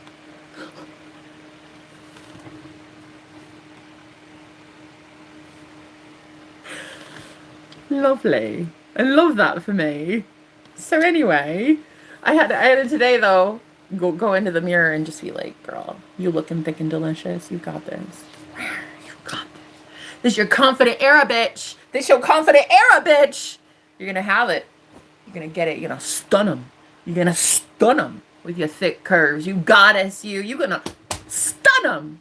And honey, I have to feel that way. I have got to feel that way because nobody else is going to make me feel that way. You cannot expect the outside 3D world to validate you. You have to be the one that says like, nah, I know who I am. And I know. I look nice, smell nice, and I taste nice. I know who I am, honey. I might not be able to do this though. But I know those 3 things.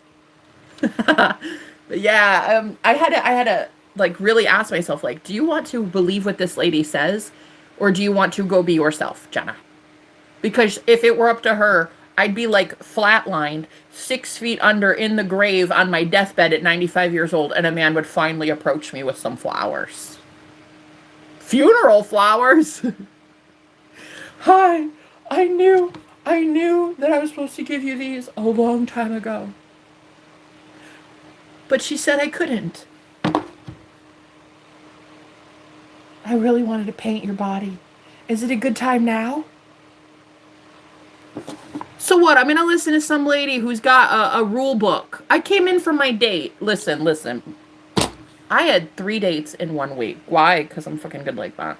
So the first date, the guy came in. He really liked me a lot. And he was like, I was like, well, do you want to come in and at least, because we could play pool here, because there was a pool table. And he's in a pool tournament. So he was like, yeah. Bet. Okay, I'll be over. And I was like, okay, well, so when you come inside, just, are you cool with being sprayed with holy water? And he's like, yeah, that's fine. I was like, okay, cool. You must really like me. Okay, fine, lovely. And he's like, yeah, I'd pretty much do anything to get to hang out with you. Now he said that to me. That man said that to me. That man said that to me in plain English on a date just like 2 weeks ago. Not even 2 weeks. I think it was like 10 days ago or so.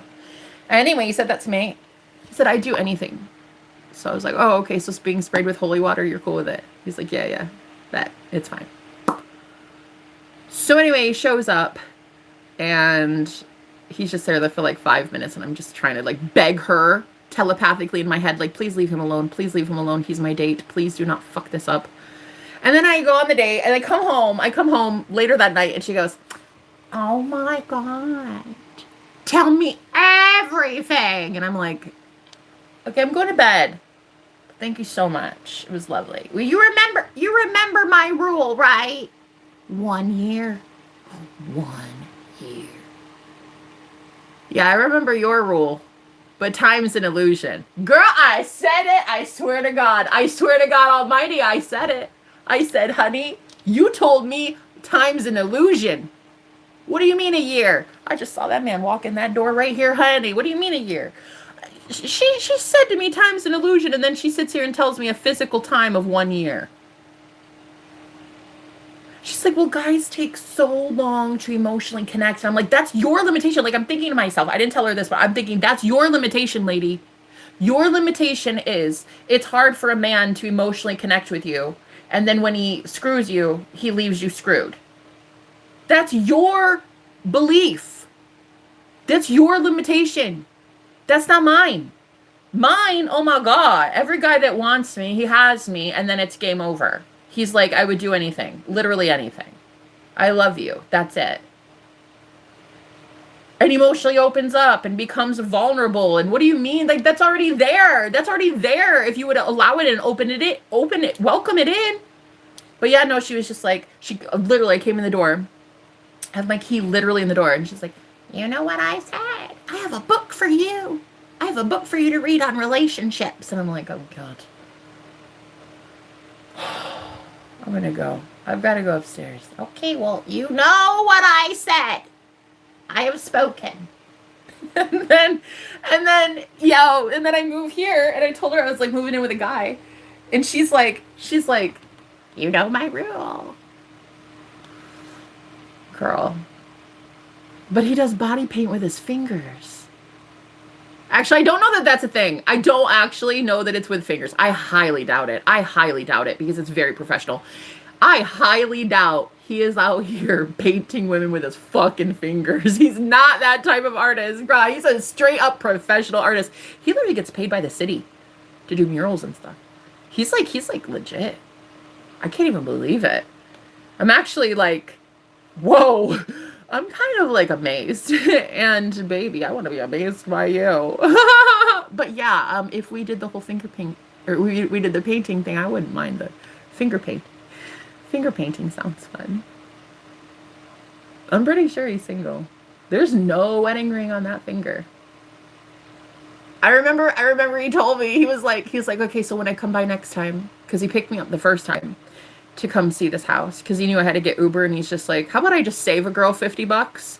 So he came and he got me and brought me back to his place, and it was like, I literally walked in this house and I was like, dude, the fucking magic. It hits me in the heart space. Like, I feel it in my heart chakra. I swear to God. I swear to everything holy, you guys. The second I walked in this house, I felt it in my heart space. Not him, the house. And so I was like, I hadn't really seen what it looked like, and I was like, Jesus, you've been putting in work, sir. He's like, oh yeah, I painted all of this. And then I was like, please take my money and other things. But I didn't say that. I kept it very professional. But anyway, yeah, so he's like, and then he said, yeah, well, when I come back to pick you up the next time, which he didn't actually, I had to get an Uber, whatever, he's busy. But he's like, when I come back the next time, I'll come in, I'll let her know it's me picking you up.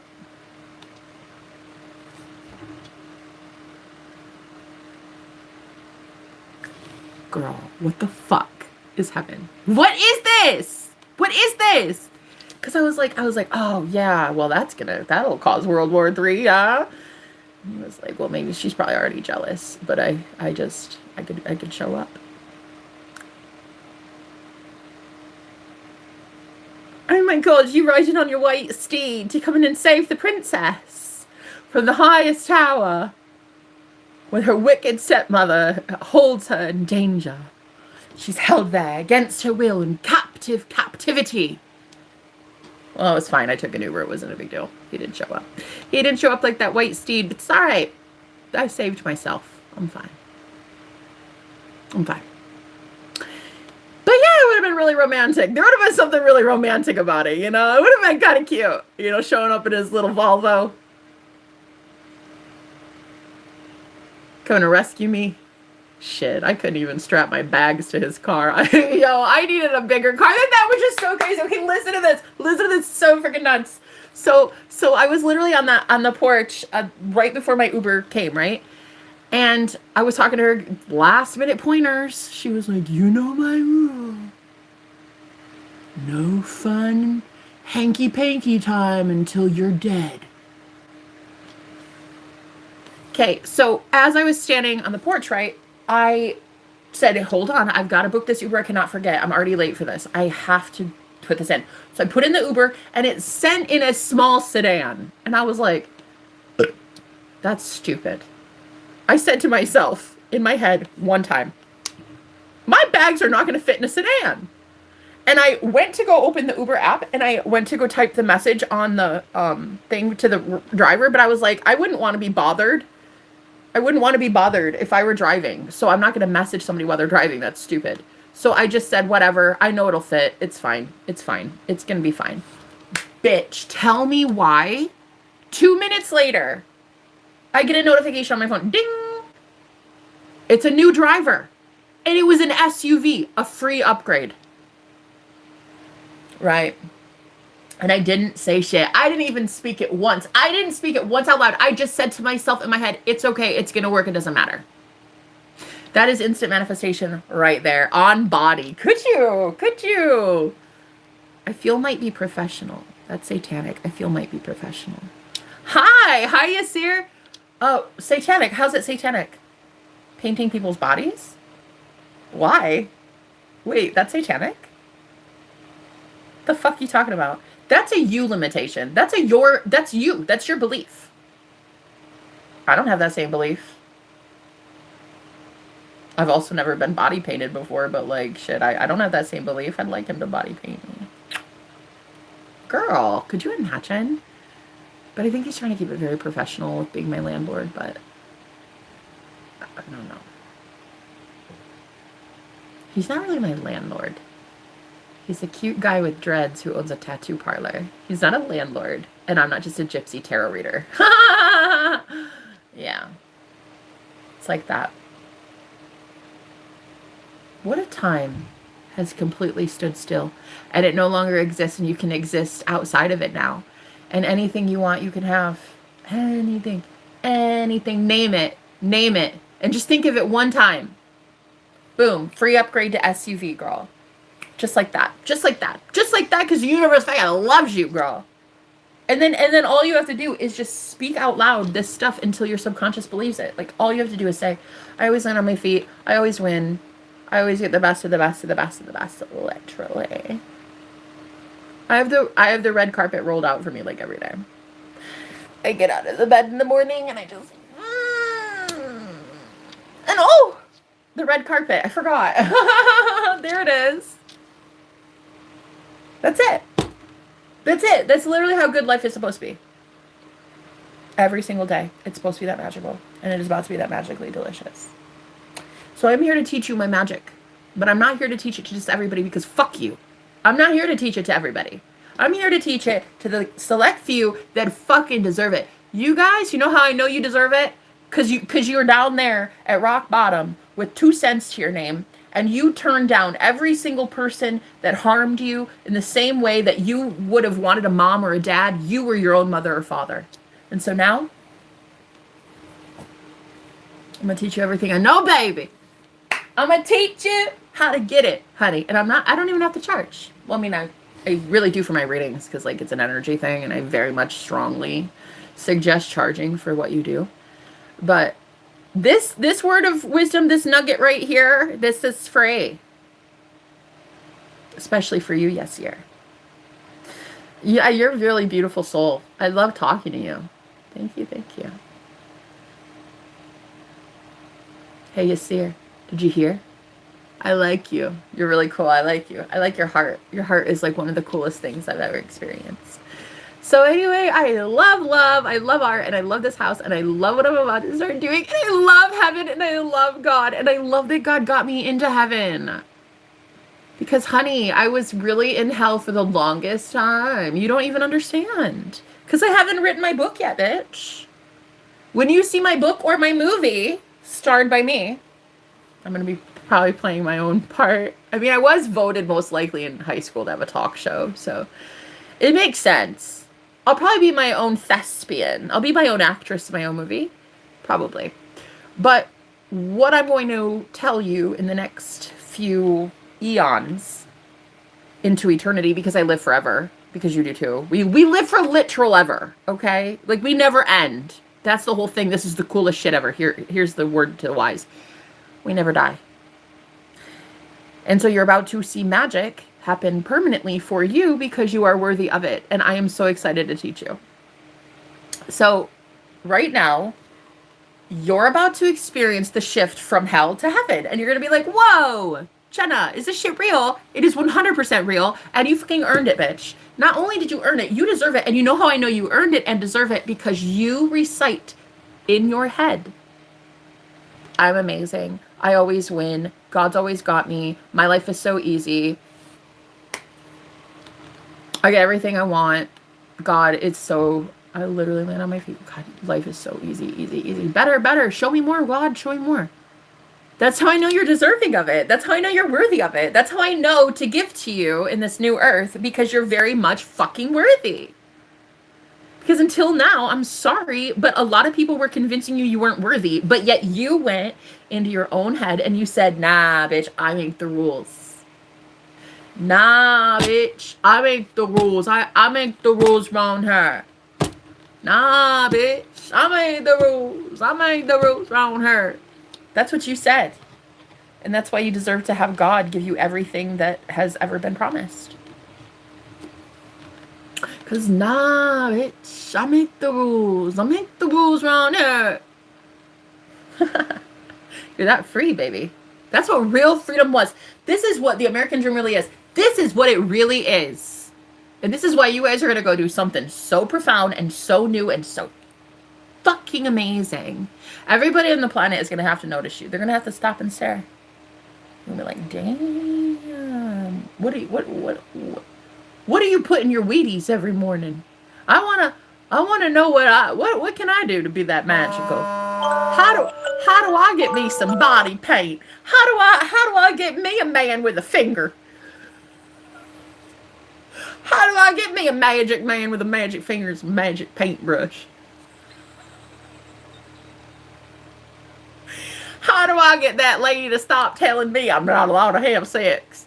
I want to have me a magic man with a magic finger. I want to have me some body paint and crevices I didn't know about. Where does a woman get a man like that? That's what I want to teach you, girl. I want to teach you. But I also have to charge. I'll teach you but I have to charge. Na na na na na. Because bills are waiting. Na na na na na. I've got to pay. Na na. Na na na na na. The boys are waiting. Na na. Yeah, but no, it's serious. I'm for real. I do have to charge. It's kind of a thing. I mean, it's business. It's business. It's just business. It's nothing personal. I could teach you, but I'd have to charge. They're like, I want a magic man with a magic finger. I'm sure you do, love. I'm sure you do. You just can't have mine, can you, Krabby? No, you can't. You can't steal mine.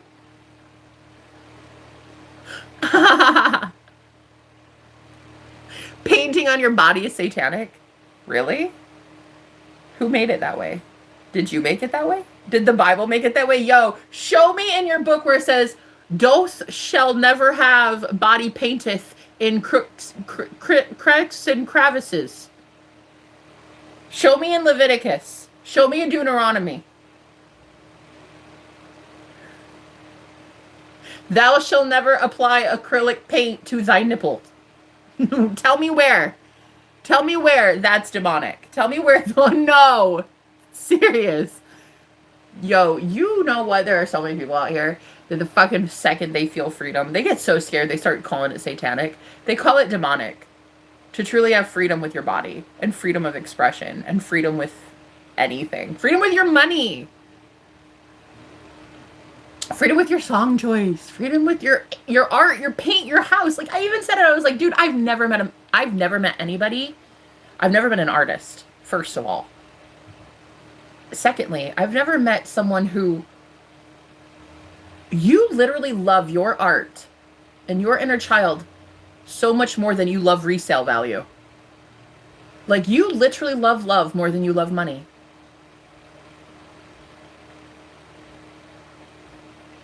Because you know how, like, most people keep it very neutral and brown and beige and, like, resale value. It's like, this house is so tailor-made to him. Like, he could sell it easily, sure, but I think he still wants to keep it. I mean, he just wants to keep it forever, probably. But it's like, I've never seen anybody take that kind of monetary risk in painting every single area of their home in mural and art and graffiti. I've never seen that before. It's the sexiest thing ever.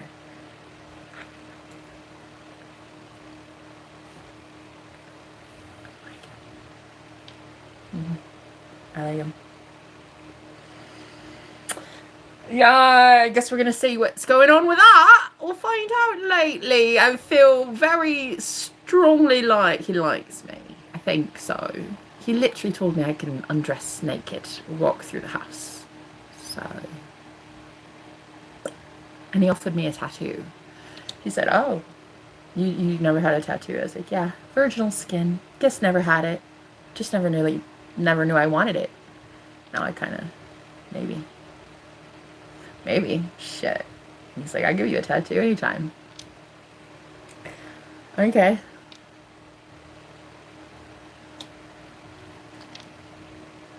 That. I'm like a big fan. You know what I really think every girl should go through in their life? They should go through a phase where they meet an artist. The one that your mom tells you always to run away from. You know what I think is so crazy? How I ran away from my mom, not an artist.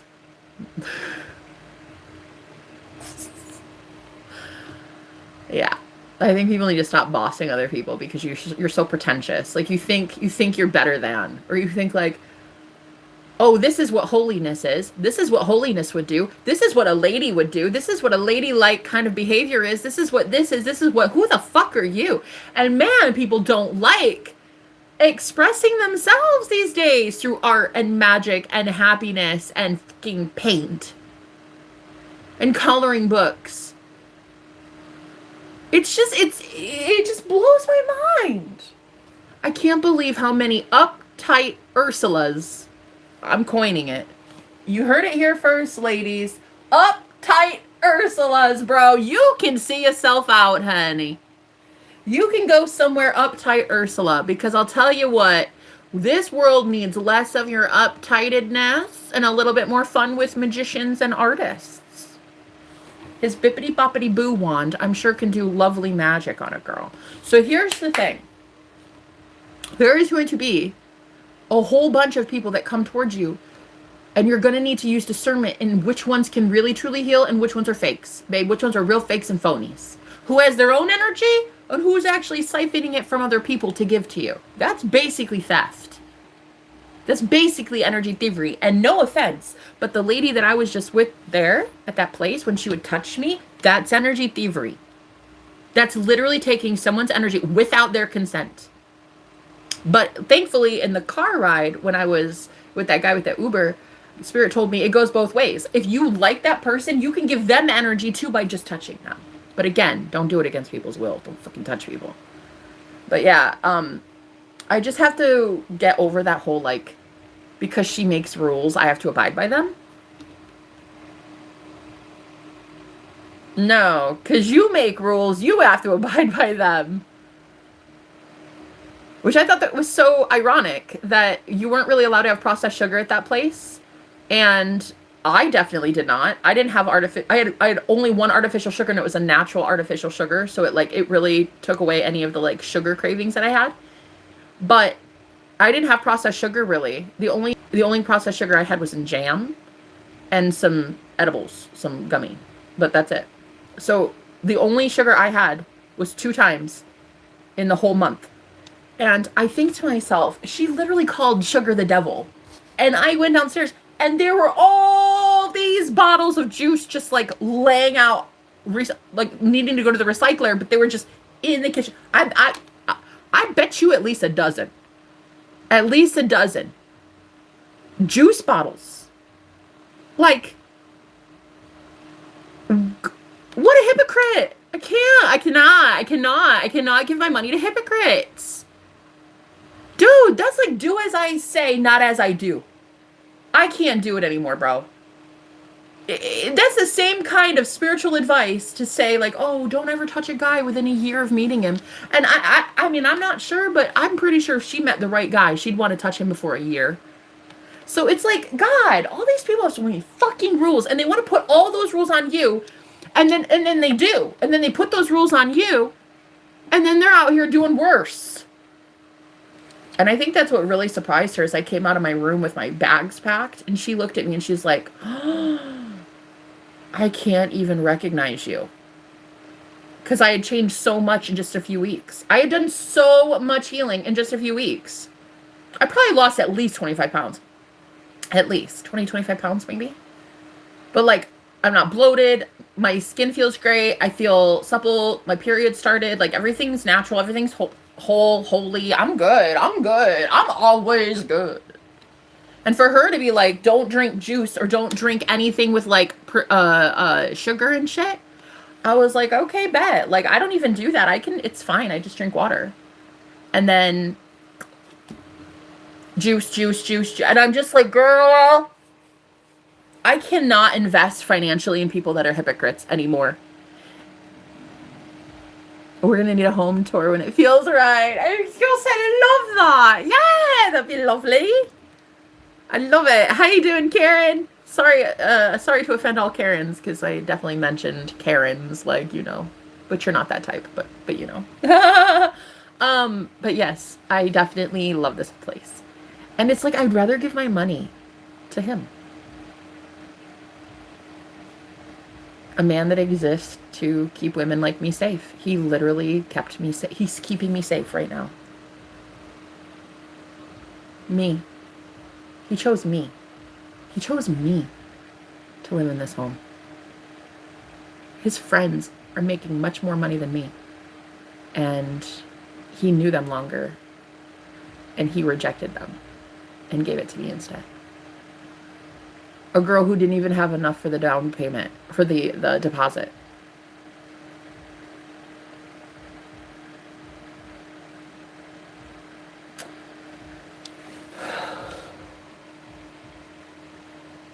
I know he knows me. I know he loves me. He must know who I am.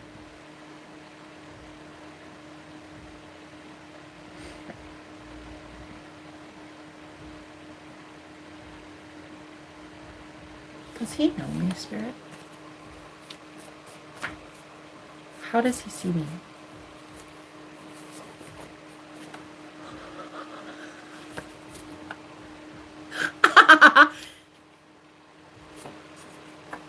But grace for it? Oh, good, because he's loud too. Good.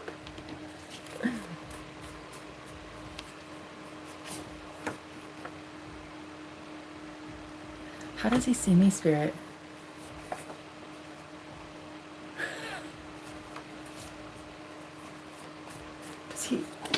Does he recognize me at a soul level? Dog, darkness.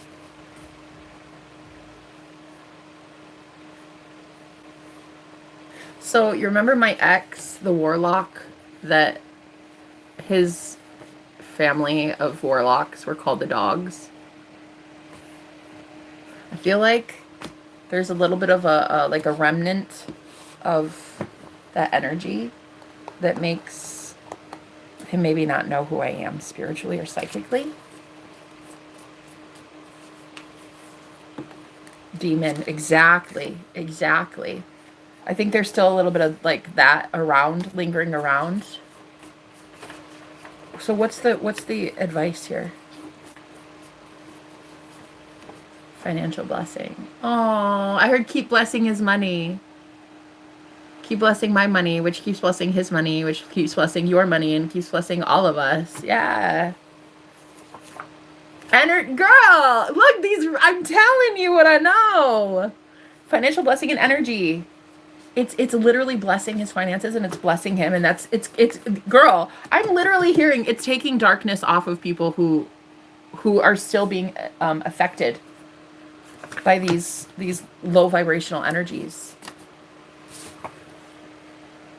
But like, there's a big difference though in giving your money to somebody who you know is love versus who you suspect is faking that they're love. You know what I mean? Like knowing that he is pure love. I know it. I see it. I witness it. I look at the fruits of his labor and I'm like, yeah, no, it's definitely love for him to have me in here when I didn't even have enough. And he had his rich friends who wanted to pay double or triple for this room. And he would turn them down.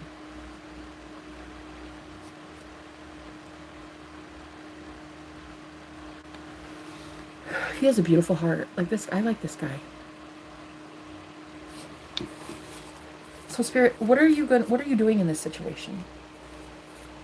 How does he see me? How does he view me? Caught. Small.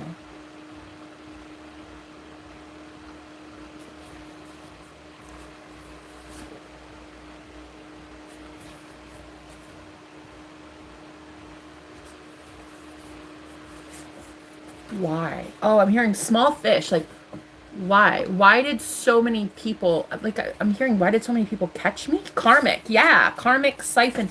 He's thinking, why did so many people have me before? Like, I was trafficked in 2024 and on the street, and I think he's wondering about that. Like, why did people do that? Or how could they maybe? I don't know, but I'm really curious. I want to see what this guy has to say. You are good enough, though. Oh, thank you. Does he want to say anything to me? Does he want to say something? Does he recognize my soul spirit? Does he recognize me?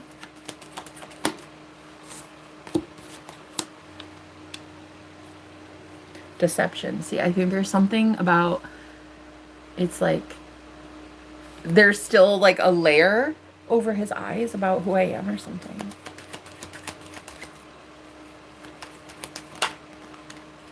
I love you. Aww. So I don't know. I'm hoping he recognizes me. I recognize him as a soul. I know him from past lives. But it's okay. It's whatever. It's like whatever. But I remember I told him a couple days ago about when I was trafficked. And I mean, he knew. He knew before. Like he knew when he came to pick me up. Like I was telling him in the car when I first came to see the place. I was like, yeah, no, I was trafficked and I lost my car in the whole situation. And he was like, I think he was mulling over the fact that he knows his house is safe and he wanted to keep me safe.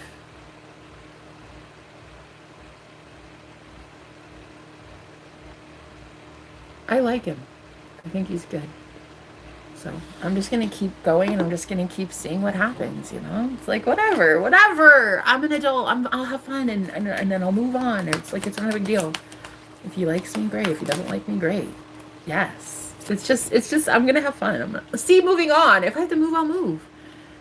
Like, if people love and they want me in their life, great, I'll be here. If not, great, I'll leave. I'm never the type to stick around in one place for too long because I don't really ever find anybody that loves love.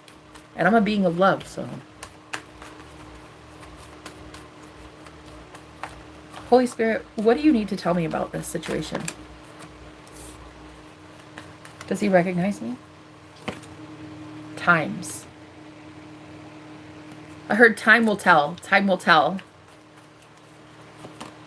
Low. Low. And then I heard low vibrational. So I feel like there's something keeping him from seeing who I am. I know who he is. Upset. Yeah. I had this overwhelming urge to reach out to my ex-boyfriend yesterday, which is so weird. So weird. If I'm thinking about reaching out to him, like he's been doing some work because I go weeks without thinking of that guy one time. So the fact that I had this almost overwhelming compulsion to message him is exactly what he told me he would do. He said if I ever met another guy that he would punish me. That's what my ex said.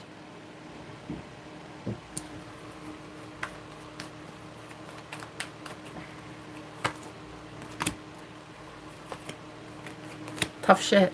They're lies. He can't do shit. All right. Anyway. Karen, I have to tell you, I think this is where our paths go on separate ways as well. I think that Spirit has a lot of things that you're going to be experiencing soon. And I think we're going to be parting ways soon. I love you and I know you love me. But I've been on a different trajectory and you have to as well. I feel you're going to be brought in with another mentor soon. Spirit is giving me a lot about our friendship right now. So I think this is where we have to part ways, and it's okay. It's not anything personal. It's just sometimes this happens. Like it just happens. And I know that you're going to be doing something different. I don't like the frequency right now. I feel like we're on different wavelengths and I don't like that. And so we're just going to part ways, I think. And I love you and I thank you for everything that you've done. And I love you a lot. And I thank you from the bottom of my heart. And I'm grateful for things I've done for you as well. It's a beautiful friendship. But yeah, Spirit has so many things in store for both of us. And I think we're going to be going our separate ways.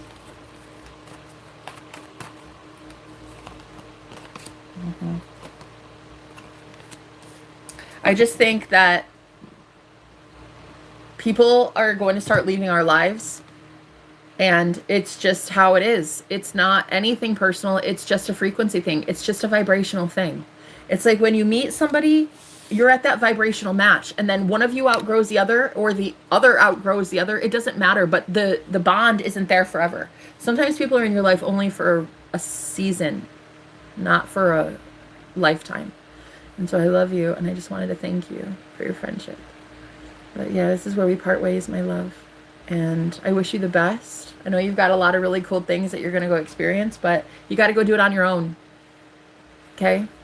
So we're going to part ways here. And I'm going to ask that you not show up on my live streams anymore. You've got God taking you in one direction, and you've got your thing to do soon, and I've got my thing to do soon. So this is where we part ways. But I love you. It's fine. I wish you the best. I wish you the best as well, Karen. I love you with all my heart. I wish you the best. But we'll talk maybe in heaven one day. Maybe when we're both there and thriving and you come back and we'll be like, hey, how you doing?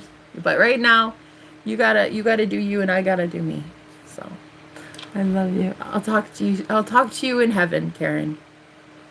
Bye, my love. Hello. Hi, Yasir. How are you?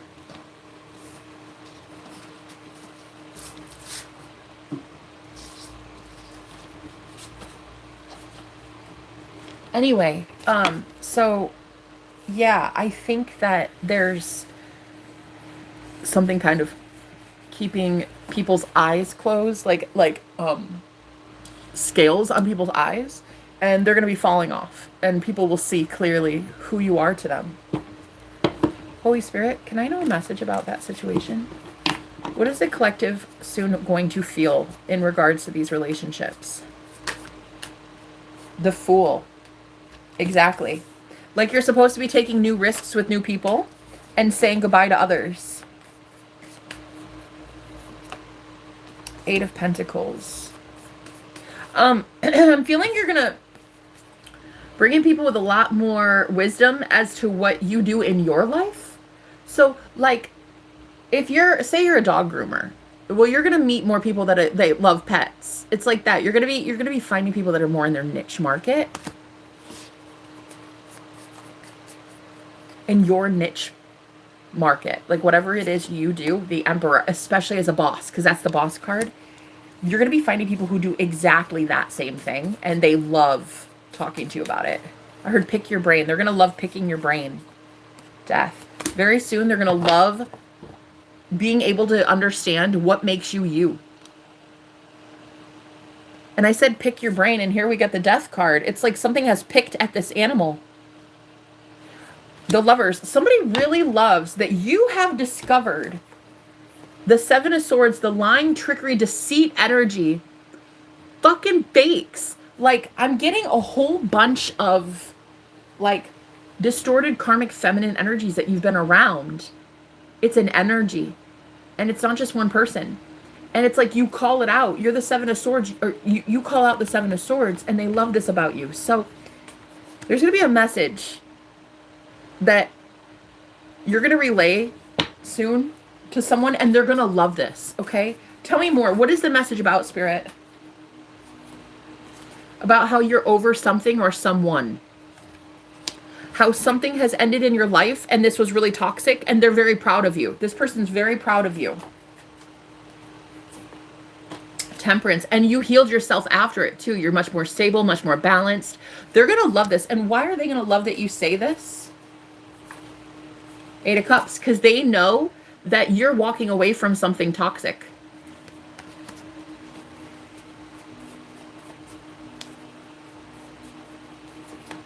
Yo, there it is, 10 of Wands.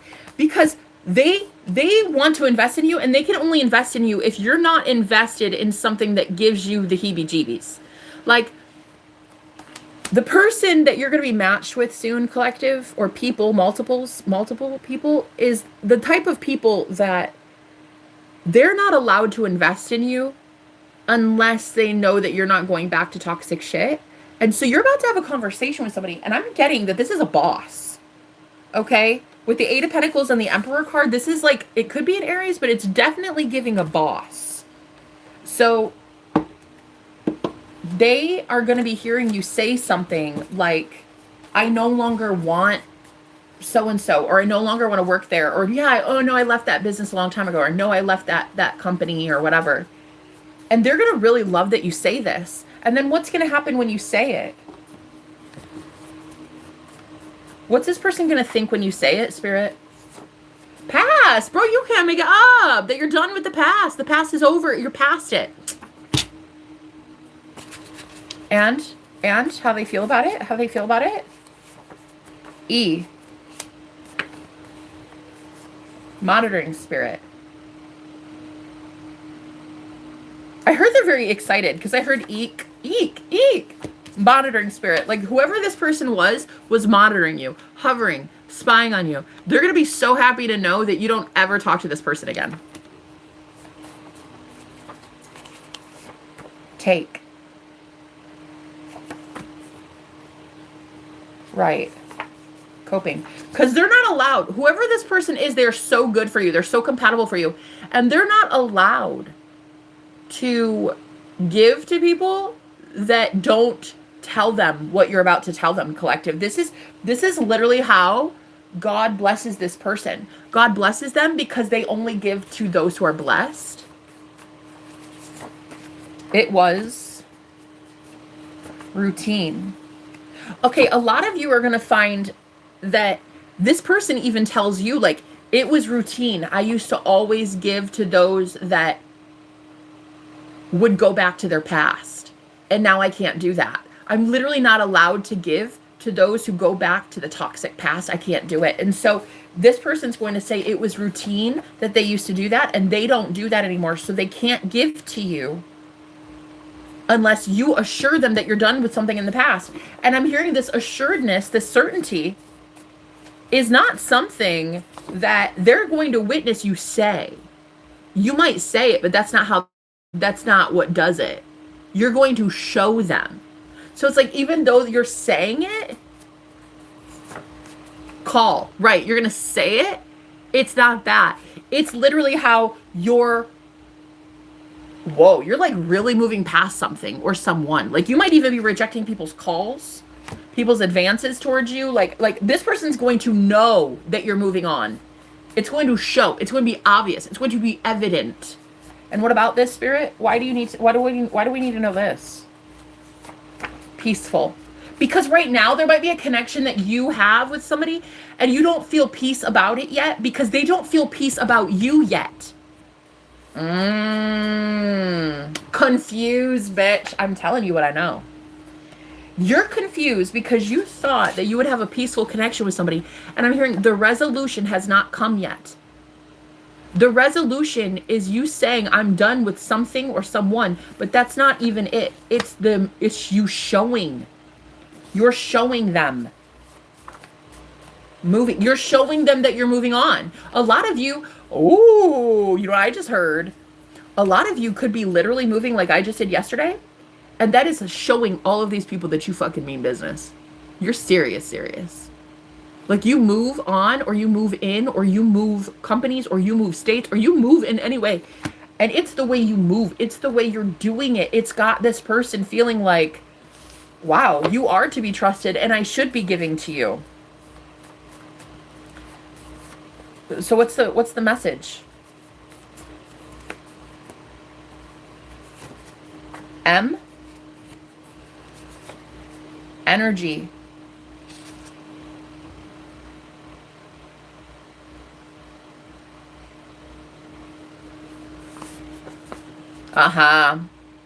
God's showing me the mysteries right now. I just asked about my ex-boyfriend who starts with M.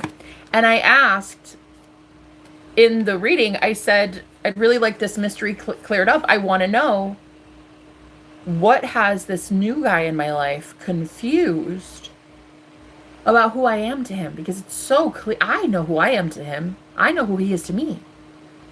But why is he not getting it? And so here it is, M, energy, mystery. It's that the magic that is you is going to be slowly unveiling to this person that you're meeting that who your energy really is going to. And when they find out that it's going to you yourself and only you, this is when they feel so much more aligned to give to you, to express, to be vulnerable. Hi. So what is the message here then? I'm hearing things are going to look up positive. Like, don't worry. S. U.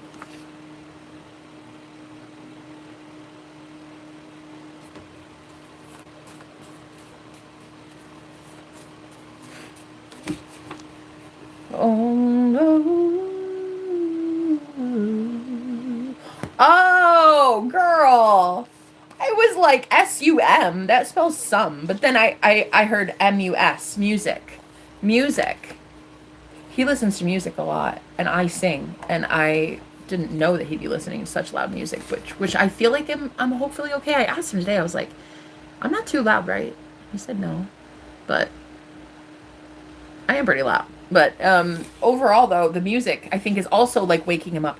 So, like, guys, there's going to be just, like, a lot of people getting a lot of clarity about who you are, okay?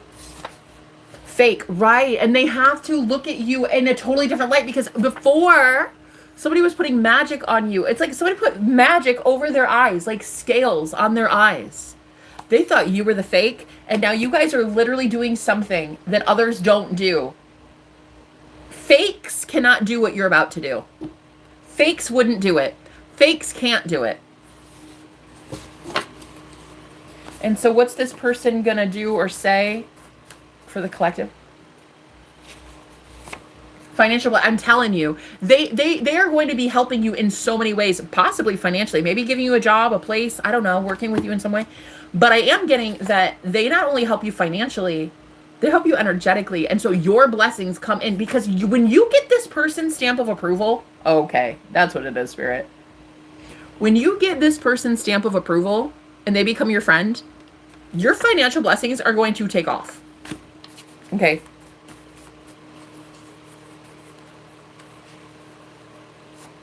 Strong girl, strong and open-minded, and art. I'm telling you, you guys, this person is very strong in the mind. They're very open-minded. They love art. They're a talent.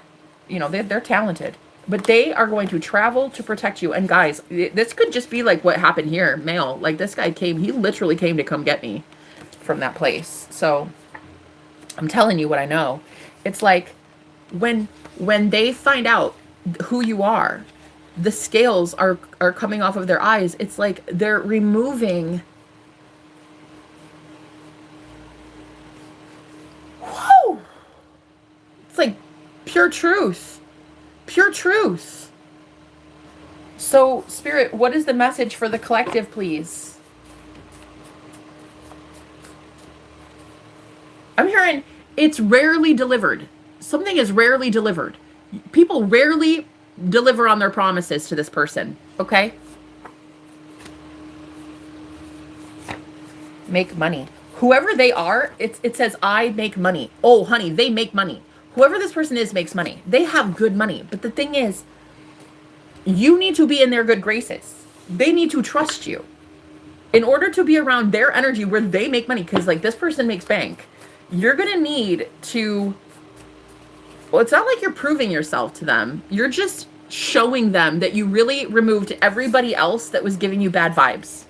Bad health, bad friends, bad partnerships, bad business colleagues, you know, the whole thing.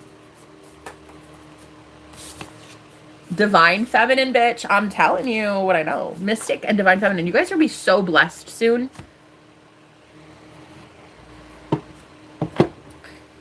So what is it that we need to know? Why is this message coming up? I heard because I asked on purpose. Because I asked the Sun. I asked and I shall receive. If you ask, God will always deliver. Yes.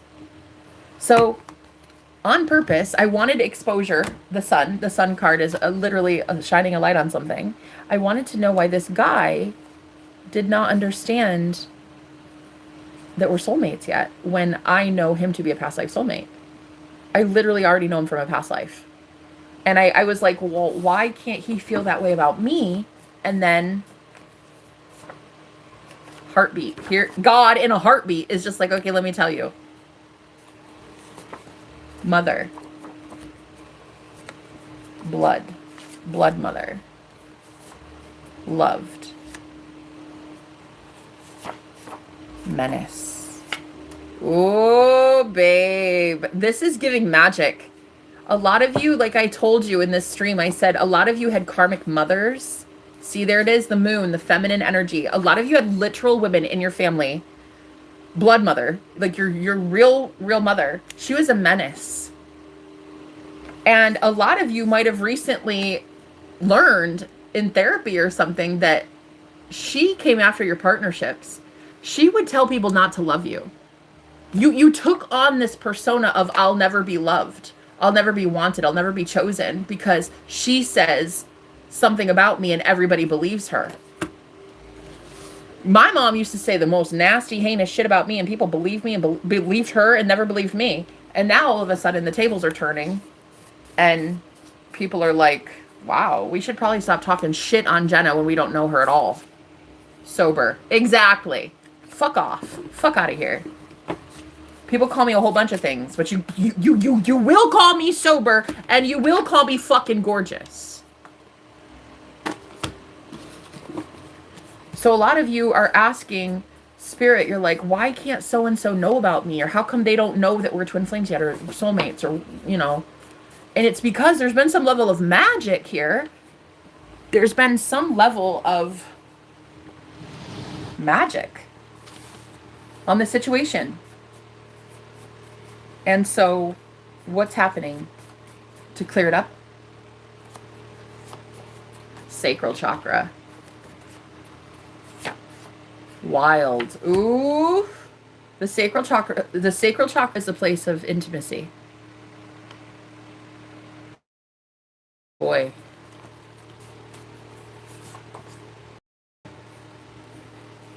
Girl.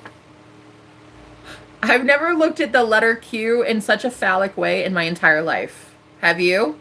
Have you ever seen that?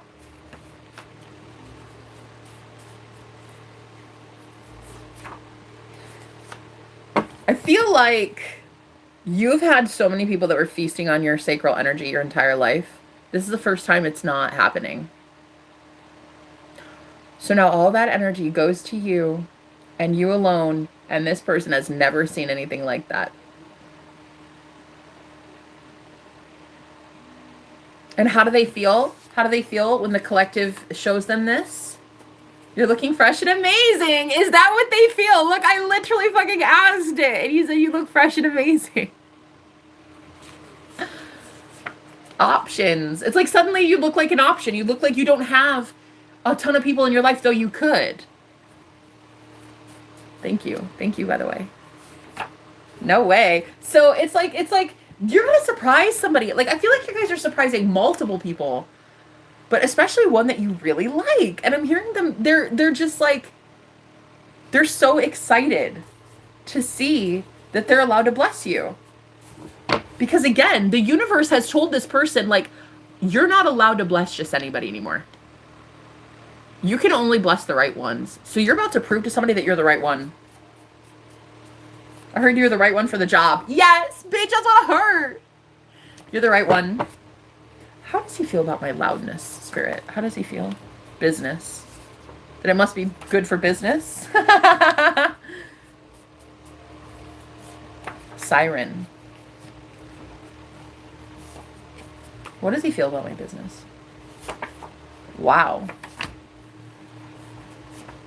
Break. Break. Shh. Break.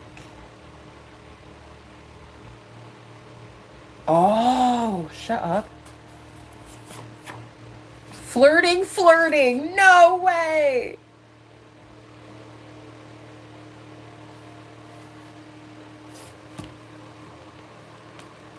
Thank you. Yes, dear. I'm so happy to know you. You're incredible. You're actually like really, really cool.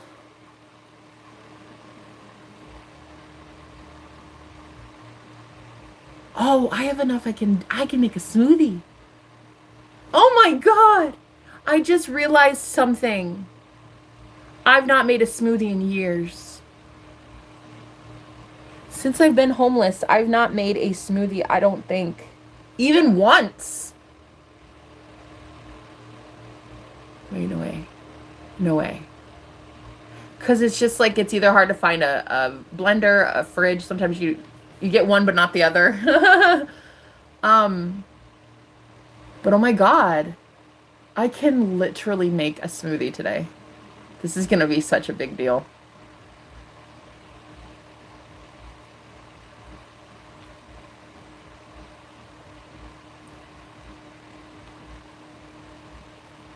His music is pretty cool.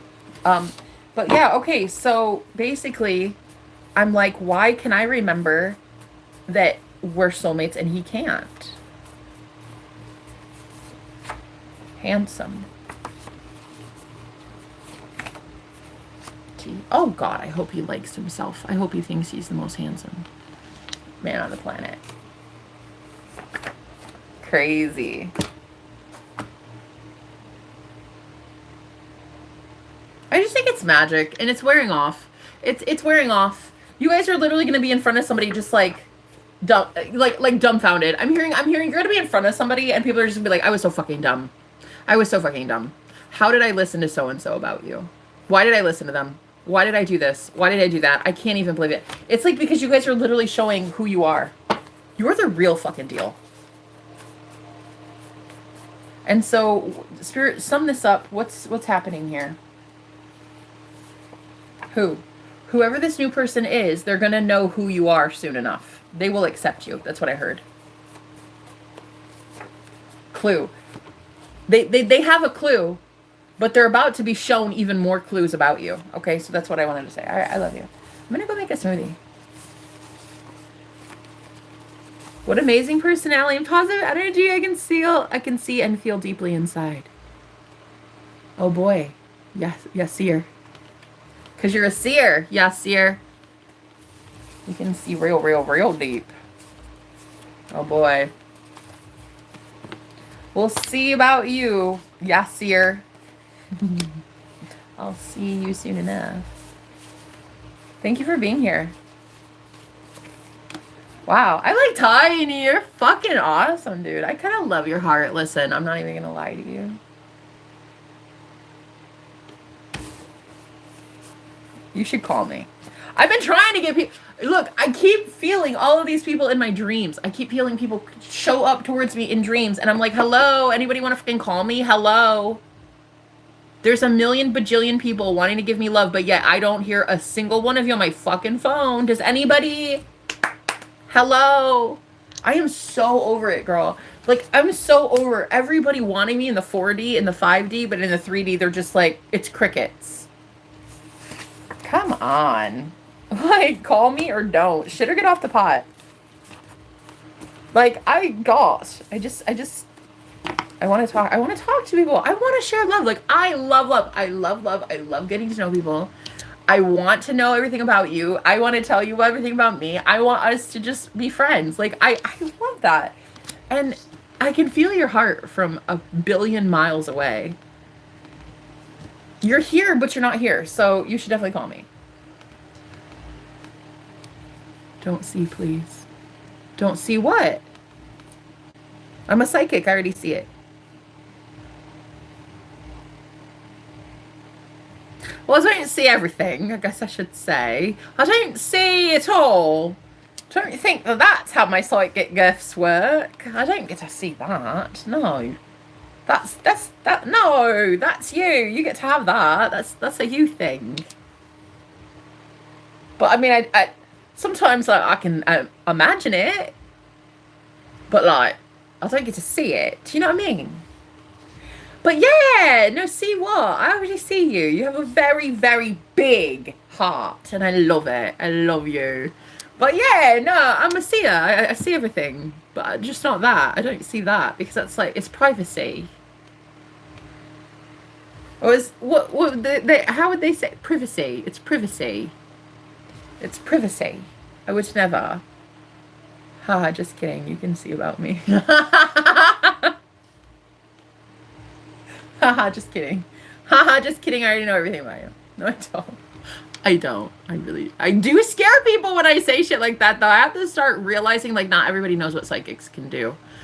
I just assumed everybody knew. There are rules to this. You can't just, like, go invade everybody's, like, personal everything, you know? You can just be like, hey, how you doing? I like what I see here. You can't do that. That's not how it works. But I can get a feel of your energy, and I love it. But that's it. I don't really go much further than that, because I don't really, normally, I don't.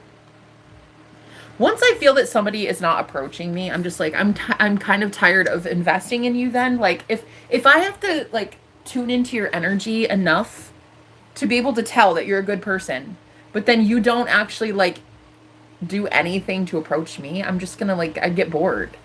I'm an Aries. We just get bored. We just kind of like throw you back in the water. We're just like, oh, we're gonna go fishing again. This isn't the one, you know? But yeah, it would be really cool to get to know you. I actually really, I like you a lot. Actually, your vibe is very cool. So, oh, really? Go ahead. What? Yeah? Okay. Okay, well, that was the invite right there. I heard it. I heard you say. Come closer. That's what I heard you say. Is that what you said to me?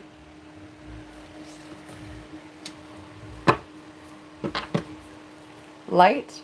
I split the deck open to light, and the light card is on the floor. And 2 lights are on the floor as well. Actually, look at this.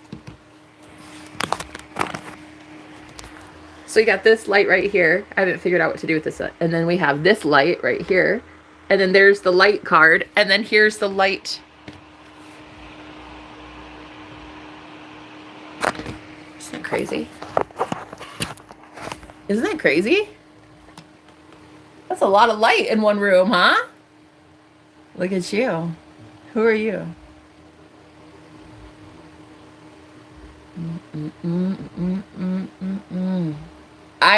Yes, I was just gonna say, I already feel like I'm on your wavelength and you're already like,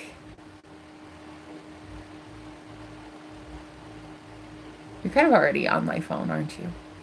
I really would love to see you. Do you want to video call me? Yes. Yes, you do. Do you want to? I'm serious.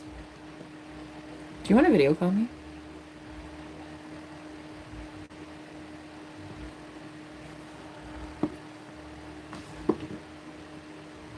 Like, you want to talk to me on WhatsApp?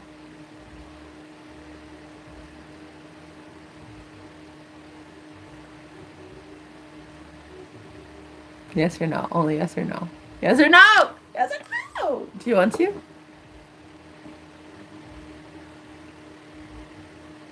And it's nothing stupid like yes, but. It's just yes or no. No, but. No. Yes, but. No. Just yes or no.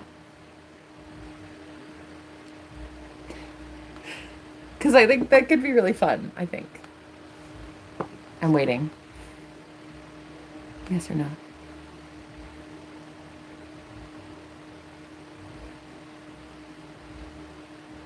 I'm going to open my eyes. And when I open my eyes, I want to see what you wrote.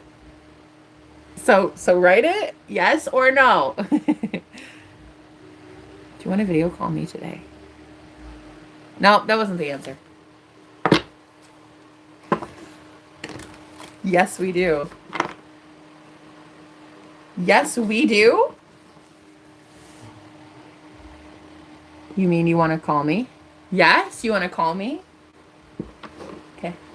Okay, bet. I want to see if you really do it. Okay. I can't wait. I'm actually really excited.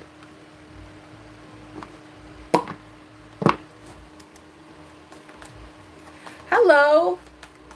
I don't think I'm your mummy, honey. I think you found... you may have been a little lost, my love. Did they let you know at the amusement park that you've lost your mum? I'm so sorry. I had that happen once. I went to this amusement park. Do you know how brutal my mother was? She was such a brute. My mother!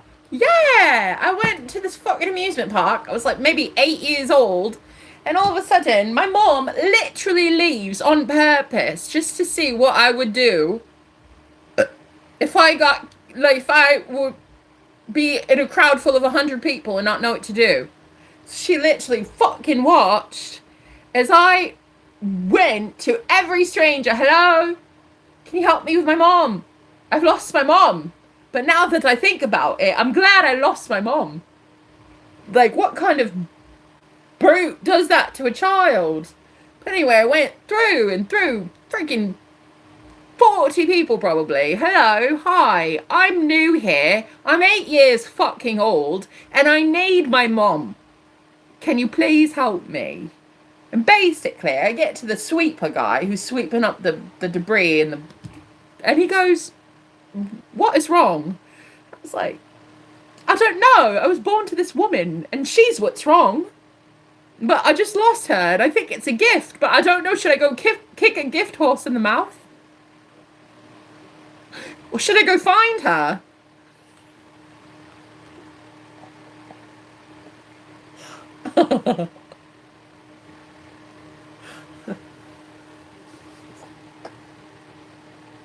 Should I be happy I just lost my prison guard?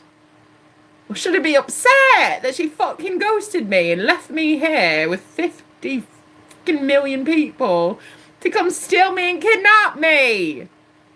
But she thought I wouldn't be kidnapped because she thought that I'd be taken care of in time. She thought that if some nasty, gross gremlin was going to come up and steal me, that she'd be able to get there in time. But that is like quite the assumption, lady. That is quite the assumption to have. It's quite possible I would have been stolen in a heartbeat. Look at this. At 8 years old, I was even cuter. Can you believe it? I could have been kidnapped, lady, and she fucking willed it. She loved seeing it. So anyway, I go up to the sweeper guy with a broom and a dustpan, and I'm like, listen, sir, I don't know what happened to my mom, but she's just abandoned me. And he's like, oh, guess we should go find her then, huh? No, I don't think so. Can you send me home with my grandparents? I lost my mom.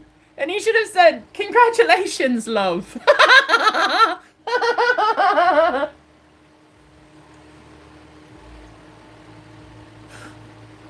Congratulations.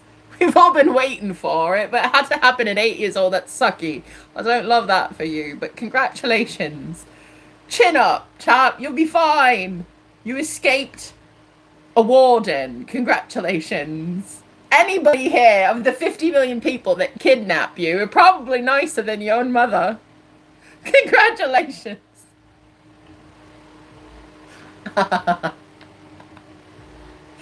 Tell me more. Oh. Okay. Sure. Why don't you just video call me? Email me. I'll give you my number. I'm serious. We can video call each other. Do you want to get to know me? Because I want to get to know you. Are you a fucking fake? Or are you a real deal? Because you speak like you have a heart. You sound like you're a good man, but I don't know. I don't know many of those these days. But you sound lovely. I'll be able to tell in a video call. I feel like I know you very well. So we'll see. But yeah, I could not believe my mom, she just left me like that. And then later I said, why'd you do that? And she said, because I wanted to see what you do. That is fucking atrocious. Who would let their child feel that kind of pain at like 8 years old? Just for what? For shits and giggles. She just wanted to see what I would do. Me? I don't even know what stranger danger is, my love. She was wanting to see if I knew what the fuck a stranger was. I didn't know. I went up to everybody. Listen, this is what my mum looks like. I have escaped her prison. Can you please help me go back into her custody? Can you believe it? Me, 8 years old. Literally trying to go find a new mother. Can you be my mommy? Can you be my mommy? So whoever just came in here and you said, hi, mommy. I'm not your mommy. But maybe there was an experience for you when you were 8 years old too, and you just never found your mom again, and you've been asking every single woman on the internet, can you be my mommy? Are you her? Are you my mom? I'm sorry, but I should let you know I don't have kids. Not that I can remember anyway, but there's been some times that I was like knocked out real good. So I don't know if something came out of me, to be honest with you. But I doubt it'd be full grown like you. How old are you calling me your mum? Are you 47? That is not possible. I'm not your mummy. I'm literally not your mummy. I don't even need to take a DNA test. You know, I'm not your mummy. I just like fucking know it. I just know it. I know you're not my child. Calm down, Jenna. What? Oh, wait a minute. Never mind, don't call me. You know what I love about you? That you must not understand. You don't tell women to calm down because they never get calm. They actually turn into something completely different. They go completely hog wild and they will become your worst enemy if you tell a woman to calm down. It's never going to work. It's also not going to work because you don't understand British Jenna. And British Jenna already doesn't want to fucking call you on the phone. So never mind. Cheers, mate. Move on. That was fun. We made plans for about 6 seconds. How lovely was that? And then you told me to calm down. And then I said, never fucking mind. Keep your face video to yourself. Don't email me. Don't call me. And no, I'm not your mummy either. Tell me to calm down. Whoa, calm down. Just forget and tell me more. Just forget and tell more about me. Is it because I'm mentioning my mother? Because that energy does exactly this. And you know what? There might be something to it. I bet you anything. God's showing me something on purpose. I sat here and I said, I needed to know why. The guy that I'm living with, I know him. I think I've had a past life with him. But like, he doesn't seem to know me. And I was like, why is this? And then I started talking about my mom. And then suddenly everybody tells me to calm down because I'm talking about the Wicked Witch of the West. The thing is, lads, you are not very confident in yourself. I shouldn't be able to talk about my scary mummy and have you pissing yourselves. I shouldn't be able to scare you by literally telling you a story. If it does, I'm pretty convinced you're about to meet a lot of women just like my mom in this planet. And it is not a good planet to know a woman like that. So don't tell me to calm down. I've escaped to my mother by the skin of my teeth. I've literally survived the world's worst woman. So don't tell me to calm down. First of all, it's my channel. It's my voice. It's my story. It's my testimony. And it was going to be my fucking time that I spent with you on a fucking voice call today. But now I've actually changed my mind. And it took about 6 seconds to do so. Don't tell me to calm down. And as quickly as I wanted it to be on, it's very much off. Nasty, because you know I've been a nasty girl. I've been a nasty girl. You know what I love?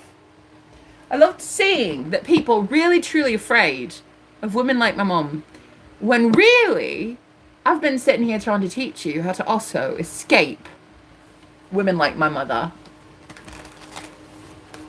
You should have seen me as your friend instead of telling me to calm down.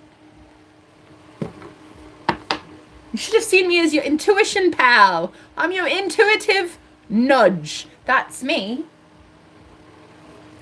You should have been happy that I was sitting here trying to tell you how to avoid someone like that, who literally puts their 8-year-old on display from the whole world just to humiliate her. That's what I don't understand. Tell me to calm down. No thanks. I've already changed my mind. I'm not calling you. It's jokes, bro. Calm down. We locked in, though. You locked into what? Bitch, I locked you out. Just kidding. I didn't really. I kind of still like you, but I'm just... Wait, what do you mean? Tell me to calm down, guys. Oh my god. You know, that's actually... I'm literally... Look. I knew it. I knew this is part of the reading. Girl. Spirit is showing me something right now. Spirit is showing me my mom used to lie about me so much to everybody and tell me she just needs to calm down. She's too loud. My mom would literally pay money to people to come get me. Like my mom paid physical money to people to come get me for weeks at a time because she wanted nothing to do with me. And she used to lie on me all the time and say, like, I'm the devil's spawn. I need to calm down. I'm too hyper. I need to shut up. I'm just this big bull. I'm such a bully. I'm a brat. All this. And I'm like, okay. Return to the sender. Okay. If it's mine, it'll stay with me. If it's hers, it'll go back to her. And so what I'm going to tell you right now is any man that has met a woman like my mother, I thought you would have been more grateful for me to make light of that situation because it gives hope for you and your future wife that you won't ever have to deal with that ever again. But instead telling me to calm down, yeah, no. No. Shocked. I think that you guys should have instead been encouraging me to keep going and keep making light of a very bad situation that my 8-year-old child self had to experience. And I get it. It's not serious. We are having fun. But like to tell somebody to calm down when they are having fun, like why? Why? Because it makes you uncomfortable?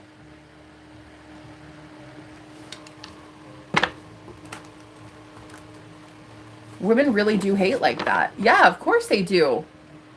And so she would just like, that's just how it was. And so now I'm like so much happier. I'm thriving. I love my life. I fucking love my life. I'm the best mom that I never had. And so to tell me to calm down when I'm what? Joking and having fun? Nah, I'm going to keep continuing having fun. And you know what used to happen so many times? Men, I would be so interested in a guy like Yasir. I was about to have a video call with him, right? And so Spirit is showing me that I used to get involved with guys and I used to be so excited to have them in my life in some way, in some capacity. And immediately something would happen like that. Like he'd say like, calm down, or I'm busy, or never mind, I changed my mind, or whatever. And it is seriously a curse.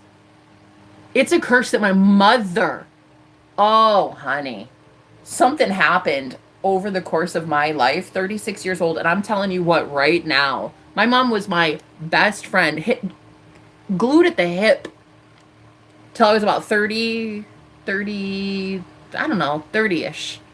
And I could never understand why a guy would get this close to me, and I would be so excited to meet a new guy, and then instantly something would happen and he'd say like, calm down. It's not really, that's not even that big of a deal. I'll still talk to you today because I think you're still pretty great. But it's just that. It's like, where did the weirdness come in from? And I swear to God, there is something about it. There is something about my mother having cursed my life. And I don't know what it is. I think it's that the men start feeling my mother's energy and they channel through her, or they channel her. I think that's what it is. I think she channels through them. I'm having to learn more about this stuff because I definitely know that channeling is a thing. And I think that if you don't meet spiritually strong men, they can start channeling even your worst critic, like even your worst energy vampire that is still following you around energetically. So I always wondered like why I would get so close to somebody, like this close to dating a guy, or this close to like actually being official, like this close to finally a commitment. And then all of a sudden something weird would happen. Like they'd see me as too much, or I'd see them as not enough. Like, you're not doing enough. You're not saying enough. You're not being there for me or whatever. And I never understood until right this second what's happening.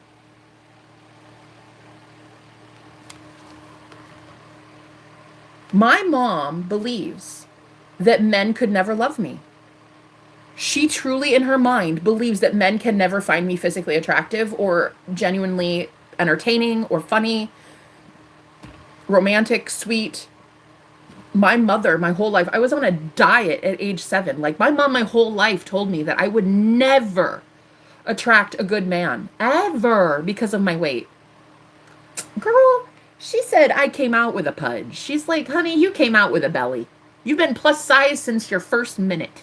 She's just always cursed me with believing that like my looks would make it so men never wanted to be with me. But babe, let me tell you something. The men that I've been around, it's never really been a problem. Quite the opposite. It's been like, can't get a man's hands off me kind of thing. So it's never really been that it was a curse that was active. It's that she believes it. And if somebody takes on her consciousness, her spirit, they start believing it. Girl, shut up. Is this what it is, spirit? Stop right now. It's like if they take on her belief system, they start to see me through the lens of my mother. Calm down. Oh, she's getting too loud. Oh, we got to be so stressed out. Oh, we got to worry about what she's going to say next. And oh, she's just going to start so much shit. Oh, she's such a drama queen. And oh, we got to really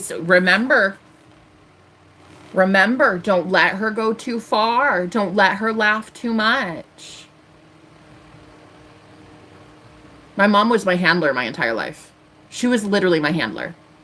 Anytime I reached a certain happiness threshold, my mother would be there to fucking ruin the day. And she never can do that again. She would always be having my pulse in her brain. She would be able to tell when I'm about to be really, really happy. And so if I ever hit this certain threshold and I'm like really, really happy, she was always there to say something like, you look really bad in that outfit. Or honestly, you need to wear new jeans. That makes your butt look too big. Or your belly is too big. Or your hair is this. And it was like, it was always done to keep me from being happier than she is. Because once I started realizing that my happiness is not dependent on my mother, and quite honestly, it's happier without her, that's when it got really bad. That's when I had to start telling myself I'm beautiful, because that bitch wasn't going to tell me ever. She's never going to say a nice thing to me. Ever. So I was going to have to be the one that said, you are so beautiful. I fucking love you. I love you. And now I look at myself in the mirror naked and I say, you know what? You are a sexy, thick goddess. You are a gorgeous mamacita. Any man would be fucking lucky to put his eyeballs on you, let alone his hands, honey.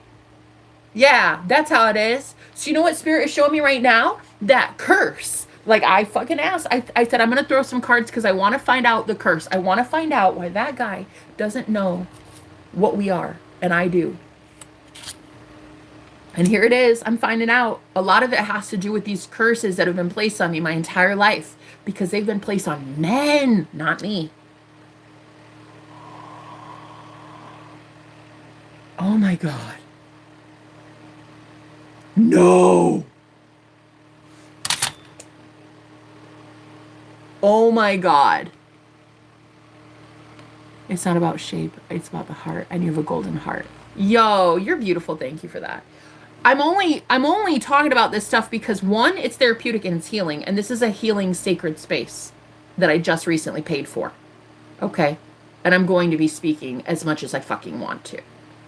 And I get why you should very well be cautious about talking to anybody who wants to talk about their past. But this is so healing for me. And for a living, I literally heal other women by sharing my testimony. So I heal by talking about things that happened to me. She may be dead and gone, but the patterns still remain. And if you can't figure out the pattern as to why you do something, then you have to figure out the fucking pattern so you can have a better life. So I'm literally talking right now about how men in my life are somehow convinced that I'm like this paranormal poltergeist, this Jezebel spirit, this harlot, this like prostitute or something.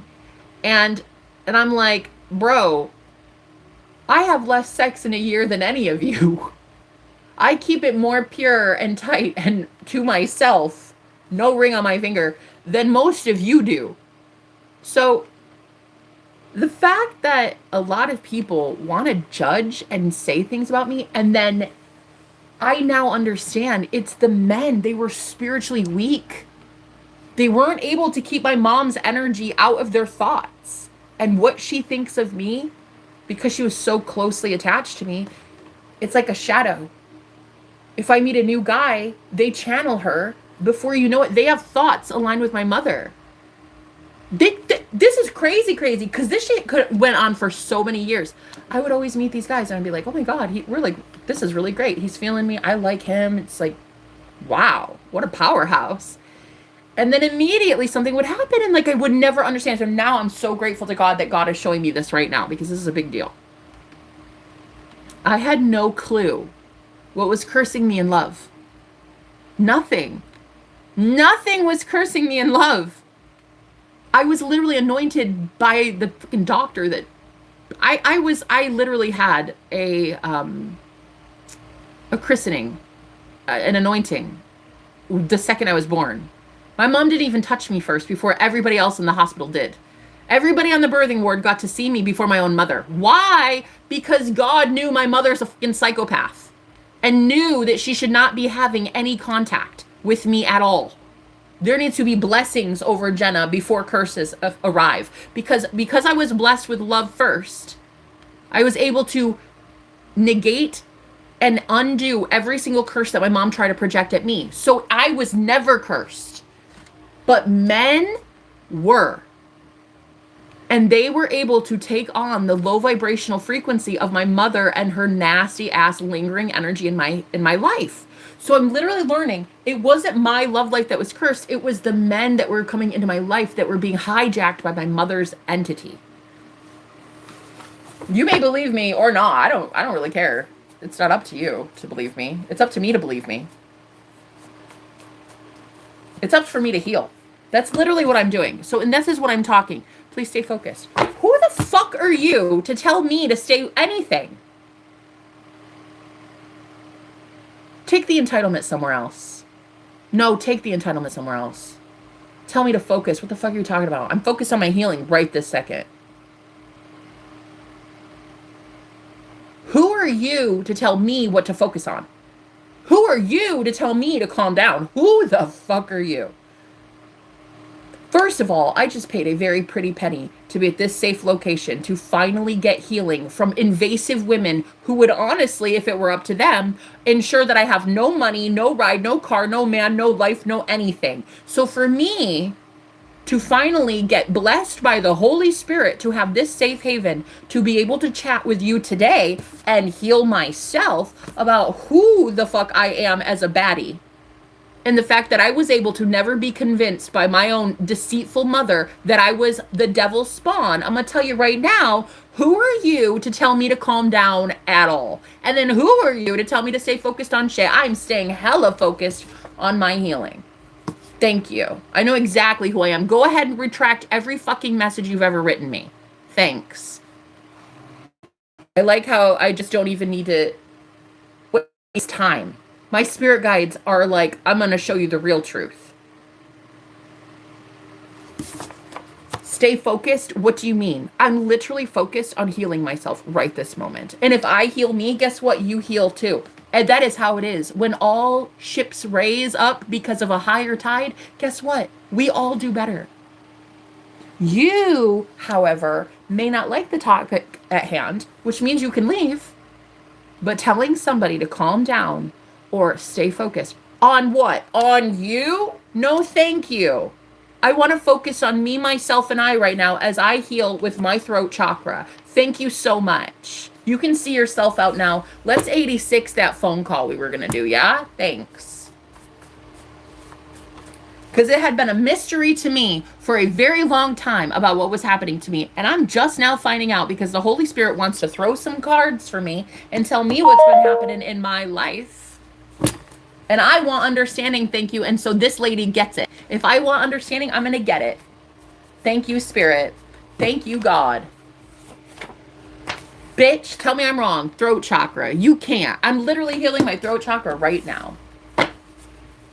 If I want to talk about it, I'm going to do so.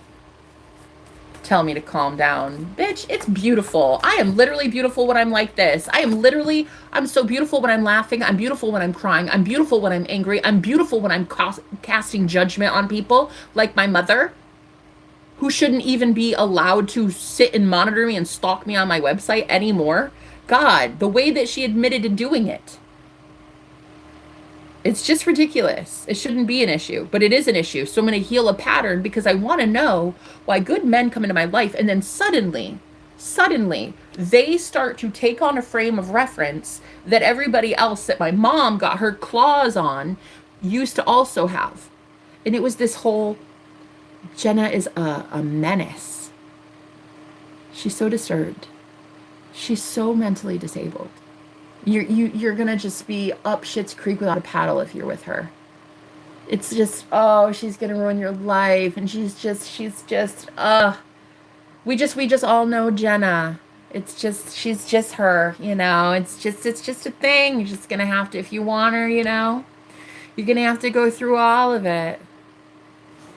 Yeah, well, I'm pretty sure somebody's gonna fucking want to one of these days, and I bet it's myself. I bet it's my own self that wants these divine insights, because it's my own self I have to live with 24/7. So don't ever get in the way of me healing myself ever again. If you don't know what time it is, and then I'm talking about myself right now in a beautiful way that is healing, I'm sorry, then you're not a healer then. I talk about shit in a very healthy manner, and then I get over it. People love to see you so shiny and bright, free from your cage. Oh, just free and unencumbered, honey. You got yourself free. God got you free. And then all of a sudden, all these men want to flood towards you. Oh, let me be the guy of the hour. But yet, wanting to tell me to calm down or focus on something that he wants me. Who are you to take a free bird and put her back in a cage? God, everybody wants you when you're smelling nice, looking nice, tasting nice, thriving. Everybody wants you. But they cannot stand that they can't control you. And that you decided to heal yourself without their eyes watching you. You did it in the cover of nothing, in the cover of darkness. So I think that a lot of these men used to see me through the eyes of my mother.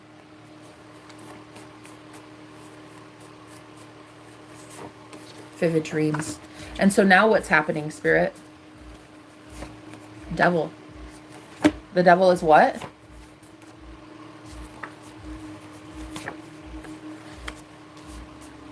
Why I?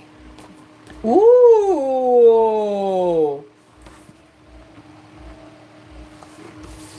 The devil is why I divine masculine.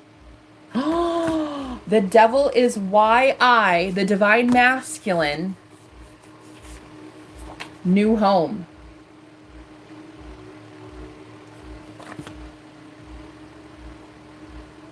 How to search for a new home. He's moved so many times too, because he's an artist, and like he starts to get artistic creative sparks, and he doesn't want to paint everybody's house, obviously, so he got his own place just for that, just to be himself, just to be pure love.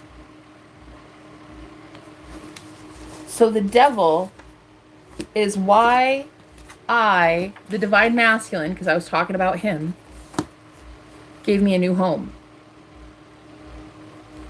He had to go find a new home for himself. And then he built this place. And he's been waiting for me to get here. But now is there a curse on him? Like, can he not see who I am? Yes. There's a curse on him, and he can't see who I am.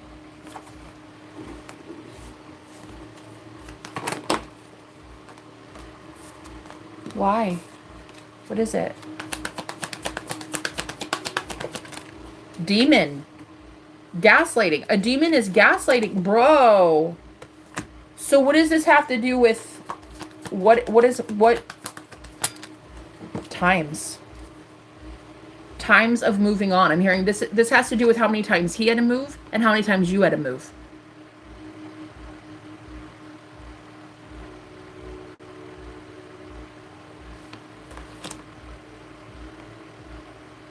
This is why you guys have such a similar passion. Money. You both make money doing art. Whoa. You were both persecuted. Wow. So, calling someone crazy and they're always the last one to be that in their head. Right. Yeah. And they're the most freaking mentally sound. Dude, that's what I'm talking about. That's fear. Yo, okay, so here's what used to happen. When I was a kid, my mom would pay people to do spell work on me. My mom's a straight up witch. I know she knows. She has to. There's no fucking way. There's a reason my ancestors refused to work with her. Refuse. My mother will never have the divine inheritance that I get. Oh, pisses her off. Pisses her off royally. My ancestors want nothing to do with her. They will not work with her. They'll work with me. They'll beg to work with me, but they won't work with my mother. She will never have a drop of my divine inheritance, period.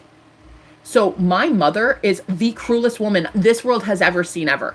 And I haven't even started talking about it yet. One, I didn't feel spiritually safe. But two, I also wasn't this close to my fucking soulmate living in the other room. So now, gloves are off, bitch. Now, I'm gonna find out why you're a horrible woman and I'm not. Yeah, and I'm about to find out why you get stuck with douchebags and I don't. Now it's all making sense. So tell me to calm down. Right. I'm never gonna calm down. And I'm never gonna stay focused on anything that isn't what I wanna focus on. I'm gonna stay focused on me. And so what's really upsetting right now is that here I am living literally in the same home as that perfectly constructed man. Looks pretty tailor-made to me. Okay. In this house, the same.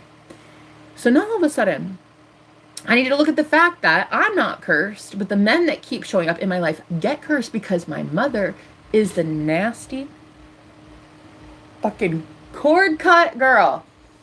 Woo! My mother will never be following me around again. So this is what Spirit is trying to show, is demons have been gaslighting the men in my life.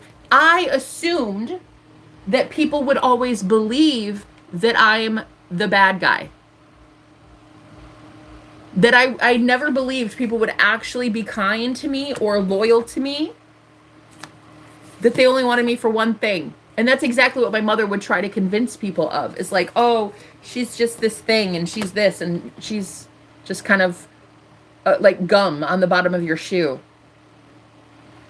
Even when I was a child, like a child, like she would pay people money, hundreds of dollars to come get me out of her hair for 2 weeks at whatever fucking couch or sofa or closet I could sleep in. She paid them to bring a new form of brainwashing to me because her brainwashing wasn't working. Her curses weren't sticking. Her spell work on me wasn't working. So she would pay some other practitioner to come get me so that they could start speaking ill will over my life, my finances, my body, my grades, any boyfriends I ever had.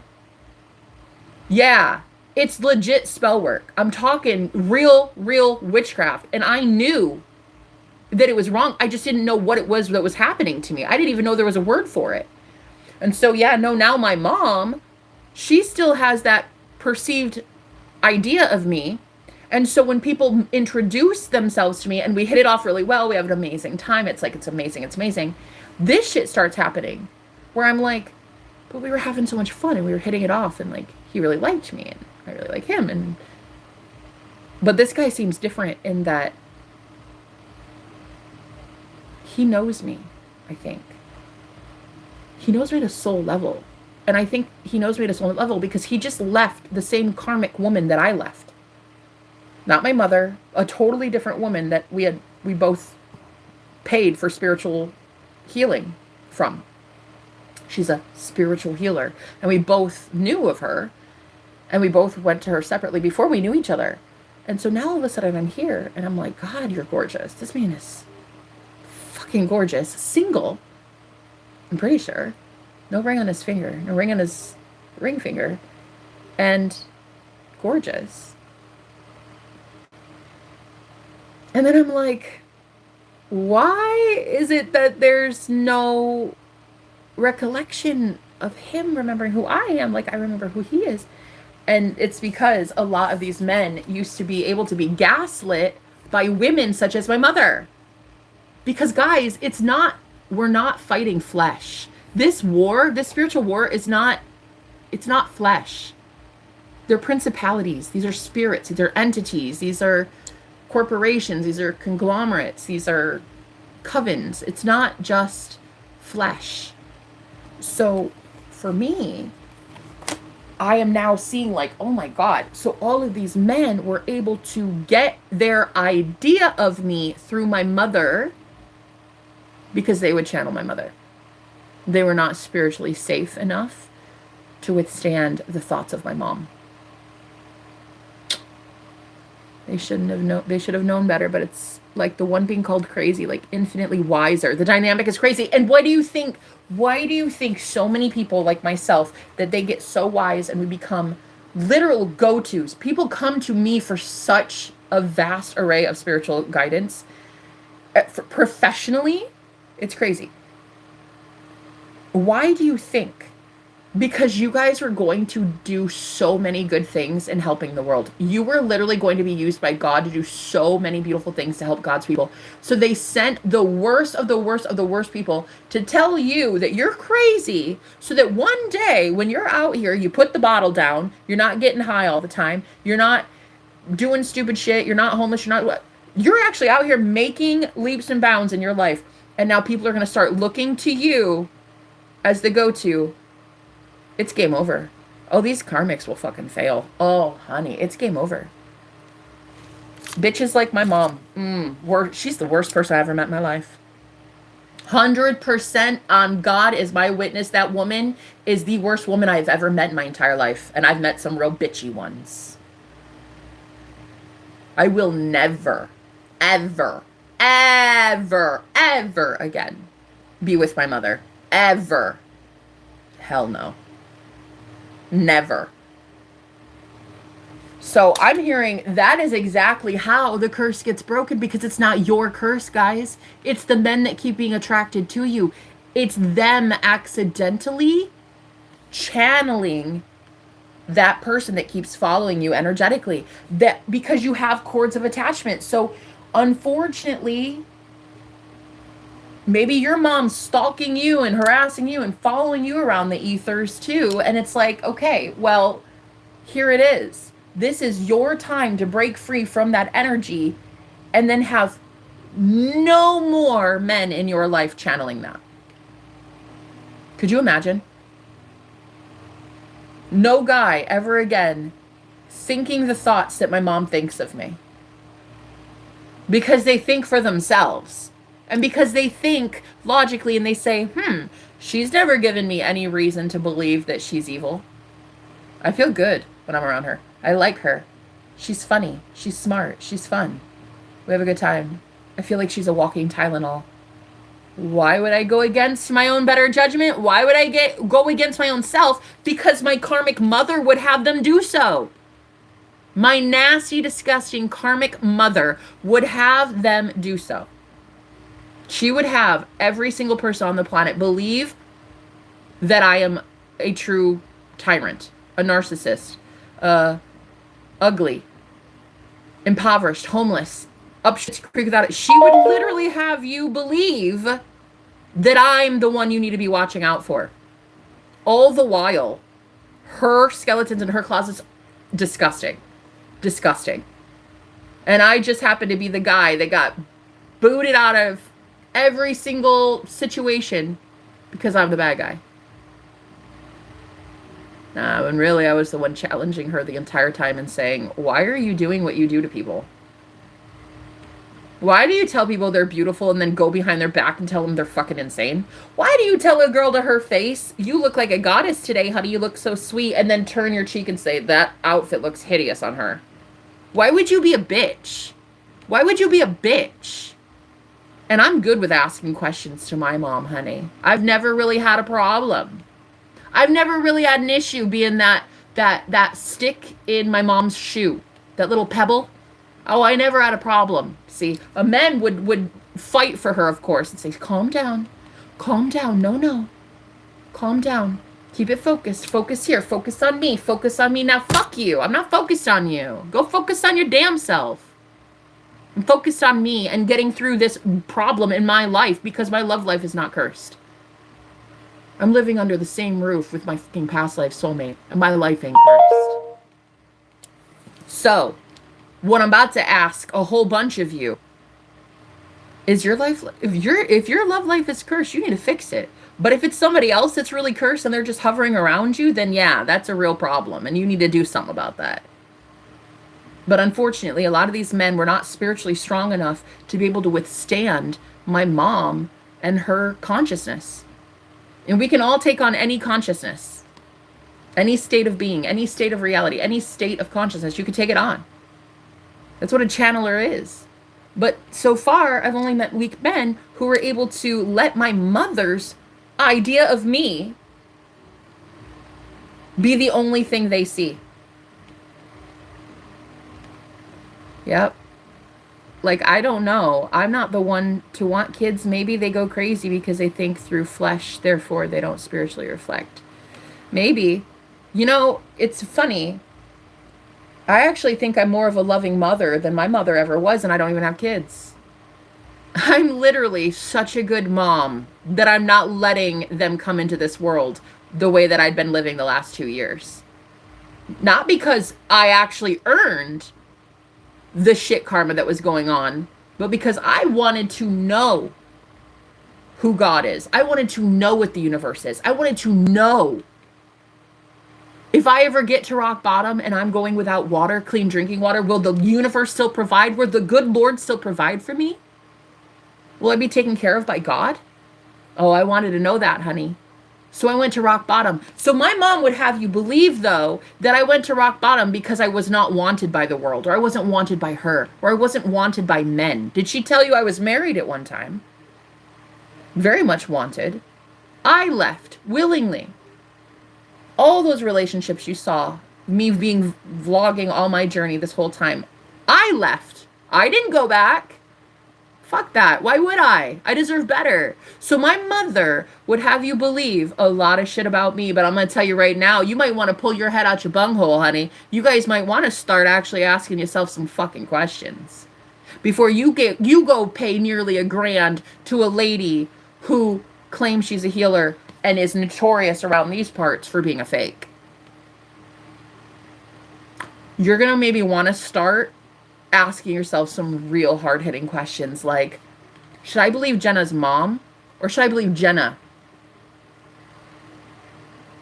You might want to go ask yourself these questions, guys. Because pretty soon you're going to need to heal, and you're going to need to go find a healer. Careful. Careful. There's a lot of fakes out there. Careful. Because when you need advice, there's going to be a lot of fakes out there.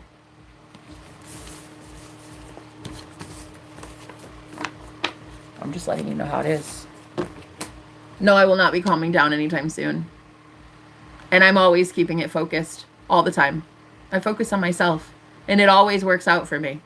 So as much as a lot of people think it's blasphemy, I think it's gorgeous. I think focusing on myself is the one thing most women can't do, and that's why I thrive in a way that most women don't. Because I think of myself and myself only, until I think of somebody else because they think of themselves equally. I only want to be with a man who loves himself. Otherwise, what's the point in getting involved with him? I don't want a man who would let me just do anything to him. I want a man with dignity and respect and morals. and a code of ethics, thank you. I want a man who would have already known how to leave that lady before I even knew him. So I got this gorgeous soulmate living under the same roof. We're 10 feet from each other, home alone. And you're telling me I'm not allowed to go enjoy the fruits of my labor, bitch? Nah, Mom. You got stuck with a real lousy man, not me. Remember that. Remember that. You got stuck with a narcissist, not me. Yeah. Nah, you got stuck with a version of you that I'd hate to be. Thank God I'm not you. And honey, for 36 years, I've never been you and you'll never be me, Mom. Rot in hell, truly. You're not a mom. I never should call you mother ever. And you should honestly rot in hell. Truly. Anyway, thank you guys so much for being here. This was very cathartic. Anybody who's had a mother like mine, you would thrive if you were to say things like that. You would thrive. You'd be like, you've never deserved me ever. I'm going to go live my life now with someone who genuinely deserves me. And you'll never convince anybody again that I am some disaster of a child. You're a horrible, horrible mother who's just a disaster of a human being. That is truly on God's gospel. Yeah. You're kind of not at all what the world deserves. And you're definitely not what your children deserved. And now that I'm here in this safe, healing haven, now that I paid good money you didn't give me to put a roof over my head in the way that a good mother would have done, oh, honey, the irrelevance of my mother is so insane. The irrelevance. Irrelevant. I will never need my mother. Never did, never have, never will. So, don't tell me to calm down. I highly suggest you start calming up. Wherever I'm at, however angry I am at what's been happening to women like myself, you should have been a little bit more pissed about that, you seer. Yeah, you should have been a little bit more upset about that. Instead, you wanted to tell me to calm down because I was making too much sense. What you really should have been angry about was the fact that anybody's ever convinced you to calm down at some point, and you do not respect freedom, and you don't want it for yourself or for me. That should have upset you, telling me to calm down. No thanks. I've been calm my whole life. That's the problem. No thank you. Telling me to focus on what? I was literally healing and I'm literally getting answers as to what's been plaguing me my whole life. What do you mean focus? Focus on what? Your texts? No thanks. I'd rather heal. So the whole phone call we're about to have, yeah, I got better things to do. I gotta go like paint my nails or something. I gotta go get some sunlight. I gotta hug a tree. I have literally anything better to do in a day than be talked down to by some guy who's met me for 15 goddamn minutes. You've known me 15 minutes. Watch yourself. Yeah? Sit down. You're a little too big for your britches, you see. I've known you 15 minutes. Don't go with that whole entitlement. Oh, she's nice, so, nah, I'm not that nice. You've known me 15 minutes. Don't tell me to calm down like you're my daddy or something. Okay? I've been taking care of me, myself, and I for 36 years, and I don't plan on stopping. So if you're going to sit here when I'm healing and tell me to stop, you can fucking leave. I bet you anything I'll outlast you on my own channel. Okay? You've known me 15 minutes. Move it along, Yasir. Thank you. Nothing to see here. Thank you. Anyway, I appreciate everybody getting it right with their soul lately. I'm here for the real ones. I'm here for the real authenticity, and I'm done. I'm done playing small. I'm done playing with people who come up to me and they're like, oh, I'm some big thing. I'm some, hey, how you doing? How you Then you would know a healer and how she heals and she's angry, and you would know a woman who's been violated and wants to speak out about it, and you wouldn't try to silence or subdue her. Do you know how many times I've had men try to be my handler because they work for my mom like a flying monkey? Oh my God. It's like straight up like the Wizard of Oz. Like these flying monkeys come in and they want to be my handler because my mom can't handle me anymore. Handlers are real, bro. It's a thing. And I'm free as a bird, so I'm gonna go. I love you guys. Thank you. Bye. They didn't see us for who we are. I see you. I see you and I love you. Thank you for being here, honey.